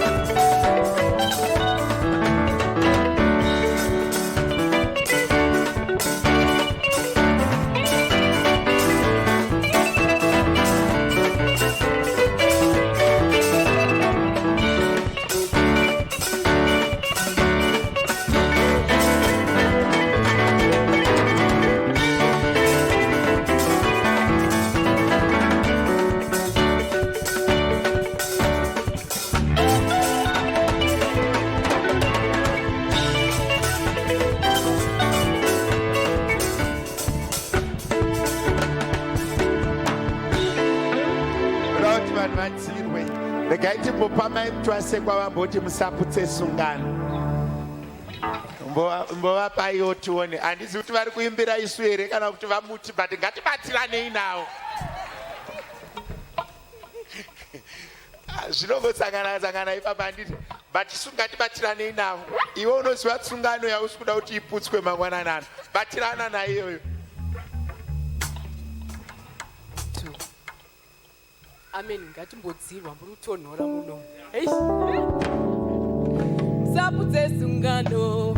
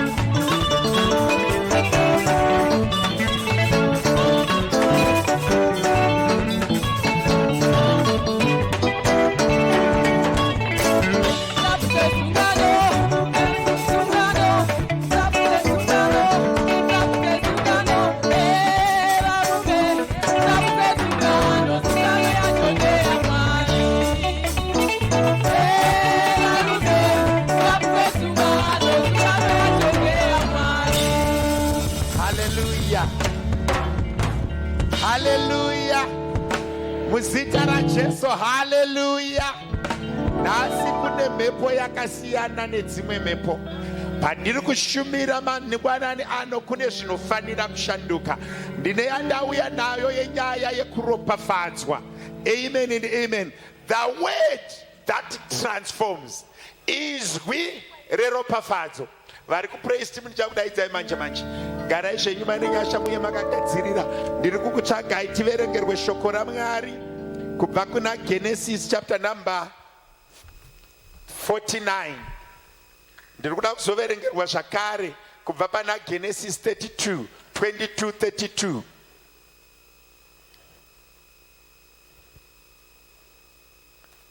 Udza munhu ari padhuze newe kuti kune zwi reropafadzo rinoshanda. Hallelujah. Genesis 49 verse 1 musasvike ku27 yakarebesa. Unosvika panoperera Judah. Okay. Genesis chapter 49 verse 1. Zvina Jacob akandana vanakomana vake akati, unganai ndikuudzei zvamuchaitirwa namazuva anotevera. Unganai munzwe imwi vanakomana vaJakobho. Teererai Israeri baba venyu. Rubheni, iwe uri dangwe rangu, simba rangu nokutanga kwesimba rangu, ukuru hwokukudzwa noukuru hwesimba. Unotutuma semvura ungavi neukuru, nekuti unotutuma semvura haungavi neukuru, nekuti wakakwira kuvato hwababa vako ukahusvibisa, wakakwira kumubhedha wangu. Simeoni naRevhi vana vamai vamwe, minondo yavo inhumbi dzokurwa nesimba. Mweya wangu rega kupinda pakurangana kwavo kukudzwa kwangu, rega kusanganiswa noungano dzavo, nokuti pakutsamwa kwavo vakauraya vanhu, nokuda kwavo vakagura marunda emombe. Kutsamwa kwavo ngakutukwe, nekuti kwakanga kuri kukuru nehasha dzavo, nokuti dzakanga dzakaipa. Ndichavaparadzanisa pakati paJakobho nekuvaparadzanisa pakati peIsraeri. Iwe Judha ucharumbidzwa nehama dzako, ruoko rwako ruchava pamutsipa yevavengi vako, vana vababa vako vachakukotamira pamberi pako. Judha mwana weshumba, iwe mwanakomana wangu, wakakwira uchibva pane zvakaurawa, wakakotama, wakanyanga seshumba, seshumbakadzi, ndianiko uchaimutsa? Tsvimbo yeushe haingabvi kuna Judha, kana mudonzvo womubati pakati petsoka dzake, kusvikira Shiro auya. Ndudzi dzose dzevanhu dzichamuyerera iye. Unosungira mbongoro yake pamuzambiringa, nomwana wembongoro yake pamuzambiringa wakasvonaka. Wakasuka nguo dzako newaini, nezvokufuka zvako muropa remuzambiringa. Meso ake achatsvuka newaini, meno ake achachena nemukaka. Gumirai ipapo tisati taenda pana Zebulani. Muchibata Genesis 32:22-32. Jacob called to his sons and said, "Gather yourselves together, that I may tell you that which will happen to you in the days to come. Assemble yourselves and hear, your sons of Jacob. Listen to Israel, your father. Reuben, you are my firstborn, my might and the beginning of my strength, excelling in dignity and excelling in power, boiling over like water, you shall not excel, because you went up to your father's bed, then defiled it. He went up to my couch. Simeon and Levi are brothers. Their swords are weapons of violence. My soul, don't come into their council. My glory, don't be united to their assembly. For in their anger they killed men. In their self will they hamstring cattle. Cursed be their anger, for it was fierce, and their wrath, for it was cruel. I will divide them in Jacob and scatter them in Israel. Judah, your brothers will praise you. Your hand will be on the neck of your enemies. Your father's sons will bow down before you.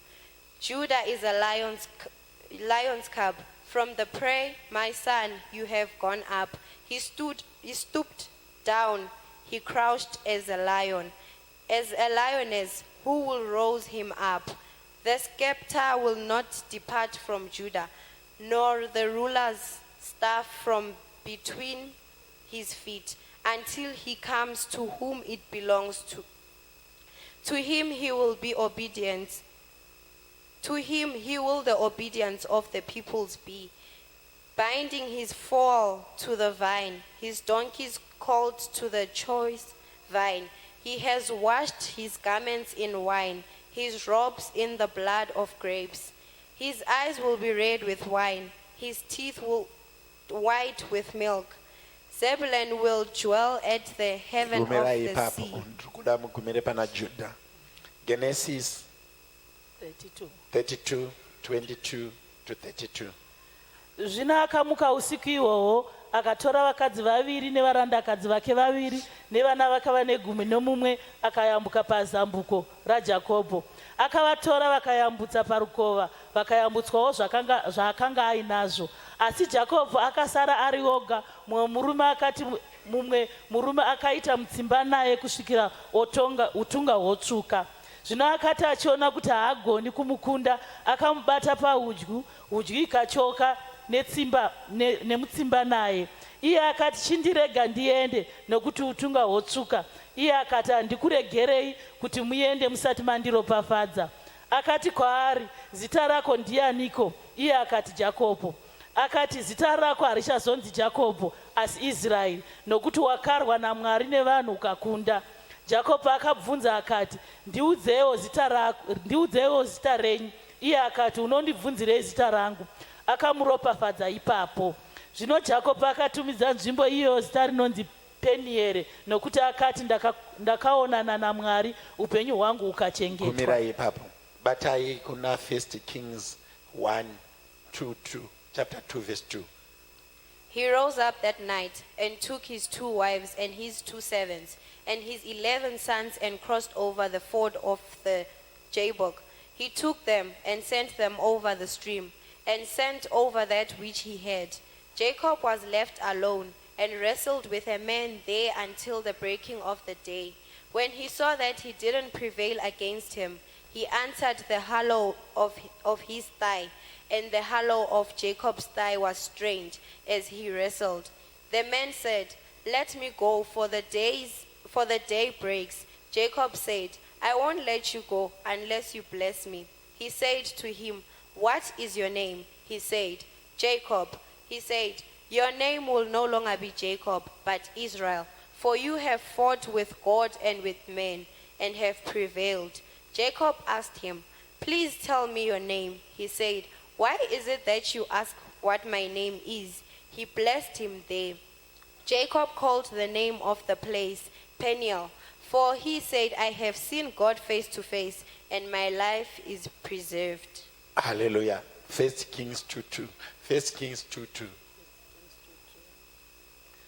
Ini ndinoenda nenzira yenyika yose, naizvozvo iva nesimba uve murume chaiye. Tangirai pa 1. Zvino mazuva aDhavhidhi okufa kwake akaswedera, akarayira Soromoni mwanakomana wake achiti, ini ndoenda nenzira yenyika yose, naizvozvo iva nesimba uve murume chaiye. Now the days of David came, near that he should die, and he commanded Solomon his son, saying, I am going the way of all the earth. You be strong therefore, and show yourself a man. Hallelujah. David akuyenda anoti tarira Solomon ndakuyenda nenzira yevanhu vose, but be strong and be a man. Ukatarisa upenyu hwese hwaSolomon hwaidefinwa nestatement 1, tarira ndakufamba nenzira yenyika yose, asi be strong and be a man. Nyaya yezwi mutsaivakarara, nyaya yezwi nenyaya yeropafadzo ine nzira mbiri dzainoshanda nadzo. Yekutanga ndeinonzi the hierarchy of birth, yekuti unoropafadzwa neakakubereka. Iyoyoyo akakubereka ane inonzi hierarchy iri kushandiswa naSolomon naDavid, yekuti Solomon akanga asiri mwana wekutanga waDhavhidha. Solomon aive mwana akaberekwa out of a marriage yakatanga ine mess. Wekutanga akaberekwa akafa. Wechipiri anonzi Solomon. Pamberi pake aifanira kugara ushe ainzi Absalom. Kwakutokura Absalom achiziva setsika yevaJudha kuti mudhara akagonya ini ndindogara pachigaro. Absalom kwakutozviona kuti mudhara uyu apera uyu, mazuva mashoma, imi vanhu ndigadzei ndigare pachigaro. But David ane zuva raakanyaradza mukadzi wake akati, ndakakuurayira murume ndikaita upombwe newe, mwana wauchabereka ndichamuita mambo. Kureva kuti nyaya dzevakuru dzinogadzirwa kuseri kana dzomanifest.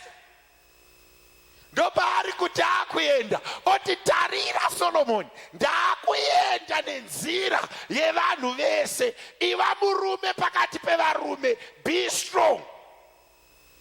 Bible inotaura kuti Solomon never got defeated his entire life.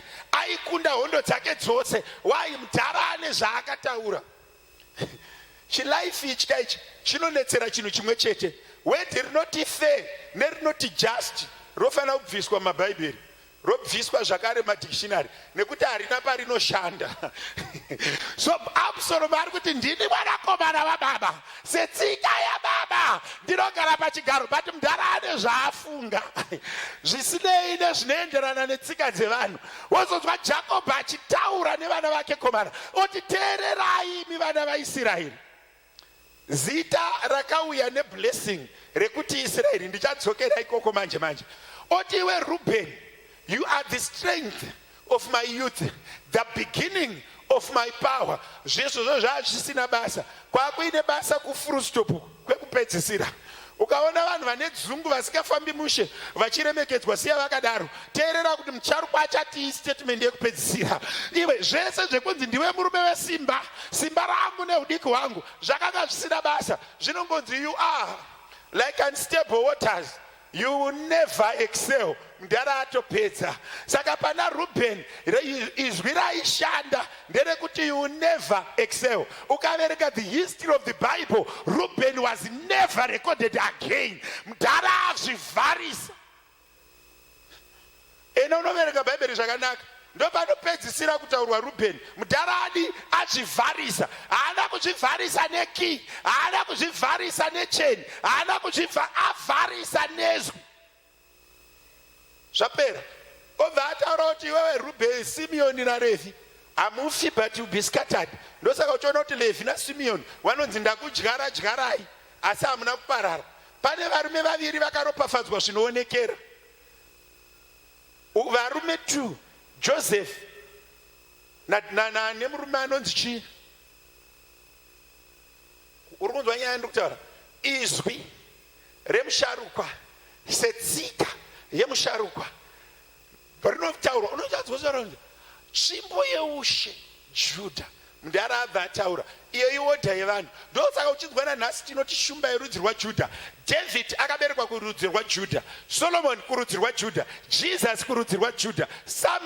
Vese vakaberekwa kumashure. Zvazvanzi anotonga chete anofanira kunge akabva muchiuno chaJudha, achazotaura izwi anenge akabva muchiuno chaJudha. Saka kune vamwe vanhu vekuti ukada unetsana naye so uchirwa naye unorohwa nenhamo. Why? Ari kurarama pazwi risingabviswi. Unoziva ukanga uchirarama muupenyu so ukaona munhu ari blessed, rega kunetsana naye, because zvoreva kuti munhu haakuda kuuraya Judha. Haasi kuuraya Judha, aiwa ari kurwa nezwi ramudhara raakataura akati Judha, all your enemies you will strangle them. Ukaiverenga zvinonzi vaveki vako vese uchaisa ruoko pahuro pavo. Unofana kuzvitsvagira kutukwa ukarwa neakaropafadzwa. Kune vanhu vekuti ukaona varopafadzwa iwe sunduruka kana kutobatirana navo, because vamwe vacho havatambike navo. Izwi, this order yezwi ichiriko nanhasi, inoshanda nevabereki, inoshanda nevafundisi, inoshanda nevatungamiriri venyika. Kungoonekwa so nemutungamiriri wenyika so kana namufundisi kana nababa chaiwo, wotongonzwa kuti apa ndo pandinoda kutaura izwi, ende iyo haichinji manje. Ende vanhu vazhinji havazive kuti Judha akabudirira papi. Pekutanga Judha did not participate pakutengeswa kwaJoseph. Yechipiri Judha ndiye anopa assurance kuti imi baba taakuparara pano nenzara, asi murume wataona kuIjipita ati endai munouya nemwana wenyu wababa wenyu wekupedzisira. Ndikaenda naBhenjamini ndikasanodzoka naye, imi misai ropa rangu ipapo pakutadza kudzoka naBhenjamini. Kureva kuti Judha aive netsika yekugona kubata pane moyo wamudhara. Mudhara akupedza upenyu hwake, mazuva ekuenda nenzira yevanhu vose yakwana. Baba vanoremekedza unhu hwaJudha. Judha ayo ati yekubata moyo wamudhara. Ndopaanozonzi iwe Judha. Mudhara akurangarira pakufamba kwevanakomana oti ende shoko raMwari pamazuva iwayo raimanikidzira murume uyu anonzi Jakobho kuropafadza kumba kwaLeya, because kumba kwaLeya ndokwakaperera ujaya hwake, iye achida zvake Joseph. Asi manje David aita upombwe, ndopanokuudza kuti izwi rinoti feye harirarami. Atoita upombwe, ari kuripira kutadzira kwake mukadzi wake nekudisadvantage mwana wedangu. Absalom haana chaakatadza, anga akasiyana naRubheni. Absalom haana chaanga akatadza, asi Rubheni ane dzaanga adi akiya. Iyoyo ndo one form of blessing. Ndati ndikubatsire, handiwe yandoda kuti unyanye kugara pairi, because iwe hauchinji. Yemubereki hauichinji, yamufundisi unogona kuichinja. Yemubereki kana akafa hauichinji, asi kana ari mupenyu unogona kuichinja. Vabereki vane favor. Zviri proven muBhaibheri kuti vabereki imi vanhu makandigarira, makanditarisa, mune vana mune favor. Mune rimwe ramunoona muti ndo randoda kusiyira riri right, muita mwana kuti these boys. Murunzana. Asi vabereki vazhinji vanoshandisa favor maringe neunhu hwako. Unoziva kuti kana uchida kuenda kumberi kare, rega ndikubatsire mangwananano, nzwisisa tsika yekubata moyo wevakuru. Munzvimbo yauri, nzwisisa kubata moyo wevakuru. Vanonyora bhuku yaProverbs vanozoti chipo chako chinokuvhurira masuo pamberi pevakuru. Ukanyanya kuomera hauchengeteki, uye ukanyanya kuomera hauropafadziki. Ndara anonzi Jakobho akaongorora akati mhuri yangu yakanga yaparara, ini ndisingadi kuti iende kuIjipita nekuda kwekuti ndandaruza mwana wandaida, ndaakazonzi naJudha ndinonomuchengeta. Ini baba ndipei, akanomuchengeta akadzoka naye. Asi Rubheni mwana mukomana mukuru akanga aripo, akanga asina zvekureva. Unoziva pane rimwe dhimoni raunofanira kunamatira muupenyu hwako, dhimoni rinonzi kupusa. Iti Mwari ndisanganiseiwo nepane nidhi yevakuru, vanhu vanopa blessing. Wanirwa revelation yekunobata pane moyo wevakuru. Uri kudzana ndezvara, itirwa revelation yekunobata moyo wemunhu ane blessing. You must have a habit yekunzwisisa, kwete kubata moyo wevakuru chete. Iti Mwari ndakarara, ndifemeriwo ndizive pane nidhi. Ukasvika panopati dyo kudai, I need to tell you this, and hakuna umwe anogona kuudza chokwadi chinodarika iko. Nevafundisi chaivo, mitekwa chaivo, akapinda mupreya panguva dzake dzaanenge achinzwa kuda kunamata, kune mazita anozara mupfungwa, koita mazita anodisappear. Kana uchifunga kuti kunyepa vanhu vaya vatanga, ramba wakaoma moyo uchifunga kuti unozviblesa, unosara wakaoma. Pane moyo, Mwari ngavakupe nyasha dzekugona kubata moyo yevakuru. Pane nidhi yemusharukwa iwe tsika ipapo. Hamdara, you don't reason. Iwe unongonzi iringa, ene unoza kuti wakatarisa soza baba, so uchitarisa pfuma iri pamba, wotarisa wakabereka, unonoti apa ndarasika, regai ndisa. Vabereki vane zvavanoita, vafundisi vane zvavanoita, mamanagers chaiwe kubasa ane zvaanoita. Ndine mumwe munhu akadzingirwa basa kungokomenda kuti mukadzi wabhosi awe akapfeka mini. Kana uda ona akaupfuura uende, uri kunetseka nei? Uri kuzvitaurira? Hey, waonere, urikuseka mukadzi wamanager uye akazvipfekera mini yake. Iti my boss's wife, how are you? Can I call him for you? Unoziva kuti munhu akamaka mwana wako atokumaka, munhu akamaka spouse yako atokumaka. Dzakazongonzi chikumura chayo zvikanzi dzaiseka idzi ngadzibai. Unourayisa mhuri nenzara nezvinhu zvisina basa newe. Rega kutukwa uchiparticipate muhondo dzisinei newe. Can I repeat this? Ndinoseka hangu panapa vamasuka, regai ndidzokorore ofisi yenyu. Munhu achitaura zvekuti ndoda kunyatsotonzwisisa kuti mission house inofamba sei, ndoda kudzinga mamhepo, uya utsanangura kuti dhimoni riri kubuda sei. iwe ndiwe wekunzwisisa ka ndiwe man of understanding uya unotibatsire handi ndoda kunzwisisa uya utibatsire ndiwe munhu weinformation unonoti vanhu ka panzvimbo yekunzwisisa kuti mari iri kutsvagwa kupi uda kunzwisisa zve50 rand ine muupenyu pane zvinhu zvandisingadi kunzwisisa zvandisina basa nazvo zvekuti bai vanochengeterwei handina basa nazvo bhaibheri rakangoti honor your father and your mother I just do my part even zvekuti vazopani kungoti mai musape vanhu kuti vasafe nenzara but I don't even stop kutumira grocery kuti vachapa vanhu I don't need to understand it, it's out of my scope. Iwo kana variona vafara I'm done, I move on because zvimwe zvacho zvinonditorera nguva. Imagine kuti nditore mukadzi wangu onoswera ari kumba kwambuya Jiriji achimaneja grocery indichirara ndega kuno ndichirohwa nechati pane zvimwe zvinhu muupenyu zvaunofanira kurega kuva neinterest yekunzwisisa.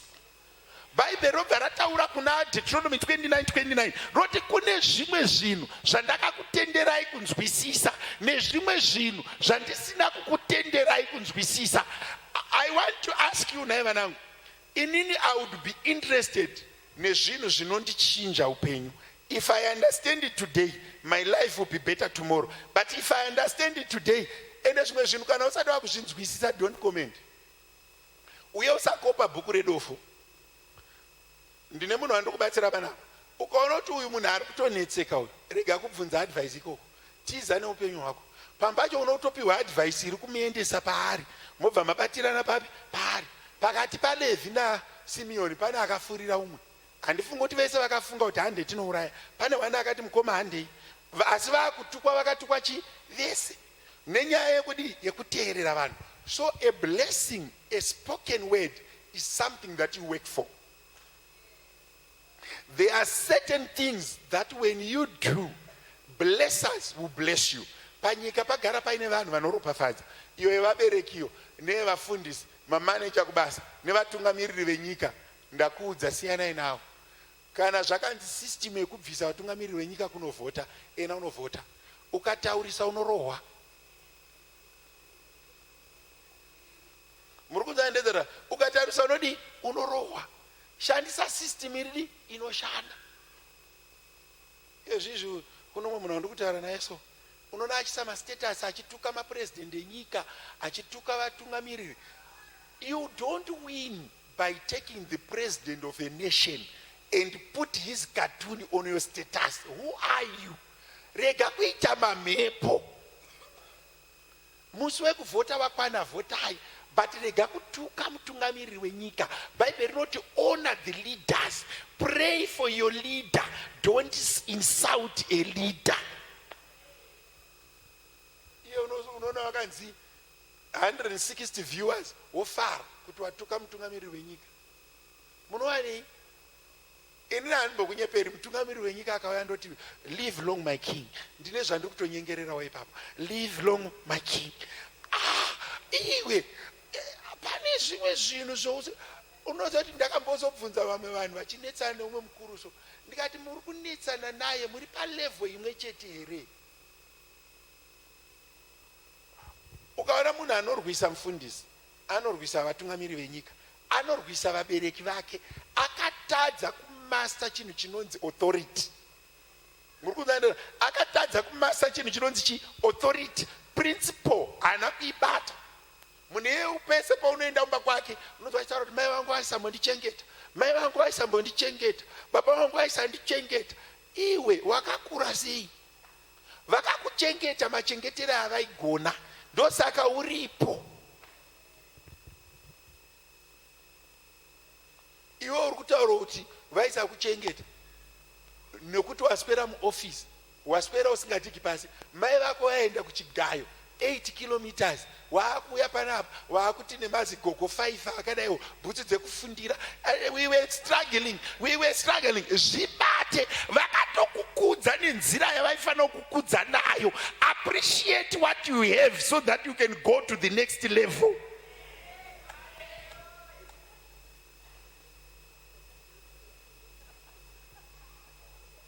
Alright, that's blessing number 1. Iyoyo inouya inoshandirwa ishandirei. Kuna vanhu vari kuti hanzi kuna vanhu vari kutsvaga favor kuna mufundisi. Kana kusina kuvharwa tsvagawo. Kanzwa munhu ari kuti uri kutsvaga favor kuvabereki, kana kusina kuvharwa dini tsvagawo. Kana mubereki ari wako umwe akatenga matenesi, iwe tengawo juzi racho. Kwete kuti ninge anoendesera mai hembe kuti adiwe. Kana paina aendesa matenesi, iwe endesa mubhedha. Do what you can do. Don't fight that who are doing it. Ndapedza neyo, iyo ndatopedza nayo. Ndakuda yangu manje yatiri kuda kudhila nayo inonzi demanding my blessing. Iyo ndeyekungopiwa kai hauchinji. Pane yekudhimanda manje yekuti handinei nekwandaswera, handinei nezvandabata. Kana mutumwa akauya ndine mukana wekutaura zvandinoda. Pane inonzi demanding your blessing. Kune vanhu vekuti you force your blessing against all odds, against all backgrounds, you force your blessing. Bible rinoti mutumwa paakaenda pandaverengesa kuna 32 verse 22 to 32. Mutumwa achienda kuna kuno murume anonzi Jacob, haana kutaura kuti avingei. Ene mutumwa apedza kuona Jacob akaoneka, akati ona kashamwari, utunga hwadi hwatsvuka, ini ndakuenda. Ndobari kunzi naJacob, iwe ndiwe ani? Zvikanzi iwe, inini utunga hwadi hwasvika, handigoni kuedzerwa ndiri pano. Ndopanonzwa murume anonzi Jacob achiti hanzi akabata udyu mba, akati hamuna kwamuri kuenda, kana kuchichena tiri pano ngakuchene, ini ndagara ndochenerwa ndiri pano. Imi ndimusingafaniri kuonekwa kwakachena, ini ndinoonekwa kwakachena nemanheru. After all maziso angu anonyatsochanda kana kwachena. Imi ndimi musingasvibirwi muri pano. Kana maakuda kuenda taura izwi, kana musati mataura izwi hamuna kwamuri kuenda. Iye murume anonzi Jacob uyu ndiyezve ari kumboti kuna Esau, supu iri pano, chitaura kuti wandipa udangwe usati wadya. Aive netsika yekumanikidzira. Unoziva kuti kuno munhu wekuti ukaita zvekutamba hauroreki, uye ukaita zvekutamba haubate mari, uye ukaita zvekutamba nenhumbi yacho futi haibati. Pane painofanira kumanikidzirwa. Iwe hachisi chese chinhu chaunofanira kuva nacho nekuti unokodzera. Chimwe chinhu ndechekumanikidzira. Iwe nzwisisa kuti zvimwe zvinhu hazvifaniri kunzwa pamusoro iyi. Murume uyu ari kuti zvamauya hamuendi, tangai mataura izvi. Unoziva kuti ukatarisa mubhaibheri, Jesu anoenda paBhetsaida, onoona munhu ari crippled, oti sei uri pano? Anoti ndinoshaya anondiwisira. Kune vanhu vanowanirwa nyasha dzekubvunzwa kuti tokuropafadza here, ndiwo avo. But kana uine hunhu hwakafanana nehwangu, pane paunofanira kumanikidzira kuti izvi hazvina kumbobvira zvakanzi ndezvangu, but ndaakuzvida manje. Unonzwa kuti unoziva kuti upenyu so hune pamwe paunofanira kumanikidzira izvi parisiri. Manikidzira izvi parisiri. Kunyatsonzwa kuti kana Mwari vatombonditendera kuuya muchechi, ndikasvika pari kutaurwa gore rashe, inini gore rashe harina kugadzirirwa inini, but ndavanzwa vachidaro, ndaakurida. Wai? Ndarinzwa richitaurwa, zvarataurwa harina kufita ini, asi ndaakurimanikidzira. Kune munhu anofanira kumanikidzira zvimwe zvinhu. Ndaimbotaura neumwe munhu so, akati mufundisi, murume wandinogara naye anorova. Ndikati toita sei? Zvikanzi ko ndikabva. Ndikati no, ari kurohwa ndiwe, ari kuda futi kubva ndiwe. Ngatisote munhu, timboita mazuva 3 ekungonyora mapepa ezvinofanira kuitika kumba kwenyu. Razara tonamata, tikanyora rimwe tonamata, tikanyora rimwe tonamata, tarinyora totora chimari toisa clip toti offering yekuteererwa number 1, offering yekusarohwa number 2, offering yekutonga pamusha pano number 3. Mazuva ano unoona muchinda akabata handbag yamai vachipinda pano. Wai? Pane zvakamanikidzirwa, pane mamhepo anofanira kukunzwa kuti izvi hazvinei neni, asi ndaakuzvitora. Iro gore rashe rakamborehwa nemurume uyu ngarimbondamirawo rimanikidzire. Waitimu yakauya pamwe harinei newe imanikidzire. Kuti ngapataurwe izwi by force. Jacob anoti kana musina kutaura izwi. Mutumwa akati ndikamurwadzisa anoregedza. Mutumwa paakanoti udyi atodimbuka. Muchinda haana kwaari kuenda. Ndopaanoti unonzani Israel. Ndonzi Jacob. Zvikanzi takubvisa from thief to a blessing. Kune munhu andokutaura naye. Zvimwe zvinhu zvauri kuda iwewe hazvisi kuda kuti udzikame. Uda kuti umbomanikidzira izvi. Even unoziva kuti it's so sad but it needs to be said. Unogona kutoenda kuna mufundisi yavo akasakugamuchira. Mufundisi havanyanyi kundigamuchira. Madaidzira anoita mai makanda papraise team nemafinyamisira avanoita kumeso kana ndoimba. Chii chiri kumboitika pandiri? Ukabuda chechi hauna kutiza mufundisi. Mweya uri pauri wakutizisa. Enda ipapo pauri kufinyamirwa unotaura kuti baba hamusati mambokombenawo ndichimba. Imbondisimudzaiwo kandimboimba kanoti manikidzira zvisipo zvivepo. Rega kuzvinyengerera zvimanikidzire. Pane vamwe vanhu vanofanira kunzwisisa kuti izwi reropafadzo pamwe pacho hariuyi zviri direct. Rinoda munhu anorimanikidzira. Namboenda kune imwe imba ndadya sadza ndapedza. Sadza racho raishata. Ndochokwadi kuti ndinyepe ndiri mufundisi. Sadza riri kushata. Ndinonamata munamato wekuti Mwari munoti kana tadya taguta tiropafadze. Ndikati ndaguta here inini? Kati maita yenyu tinokuona Mwari wakuropafadza. Aiwa mufundisi. Madya kati toda kupfugama titorino list yezvinhu zvatabikira sadza iri kuti kana mazopedza kudya munamatire zvinhu izvi.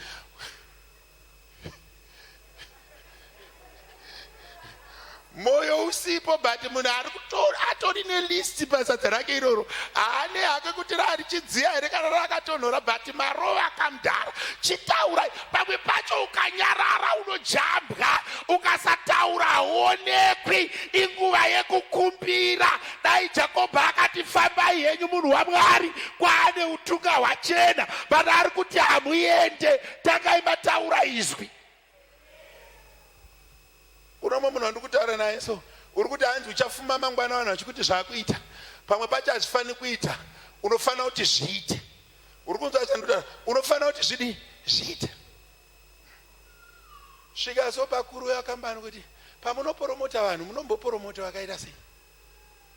Apa utaurika kuti munoporomota vakaita sei usina chavakabata. Kune munhu anoda kuti masikati ano pandiri kukunamatira ka ndaonamatira munhu wese manje so nyatsobvara wangotaura uchibva kwauri kubvawo kuti Mwari ndane zvangu zvandava kunomanikidzira. Unoona mukadzi uya aibuda ropa anoti ndikangobata mupendero wenguo yake ndinofanira kupora. Haana kunzi naJesu uyai kuno. Iye ndiye ari kuti ndiri kuenda ikoko. Bible rinoti if you purpose in your heart pane zvinhu zvaunofanira kuva nedesire. Inini kubvira ndiri mudiki mota yakabereka vhiri ndaiida. Mafariro andaita zvimota zvekuplan international kana maizviziva zvaiuya kumusha uko chakabereka vhiri chine mureza chichidai so. Yaiti kangopfuura nepandiri kufudza mombe ndoti thank you Lord. Chinhu icho ndinofanira kumbogara mukati macho. You know, if you have a habit of purposing and forcing things, you succeed. But if you have a habit of waiting for things, you fail.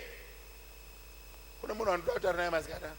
Pauri kupfuura napo ipapo da kuti umanikidzire izwi. Inini hangu kana mufundisi wangu achinamata pambacho ndotovaudza kuti namatai muchiti.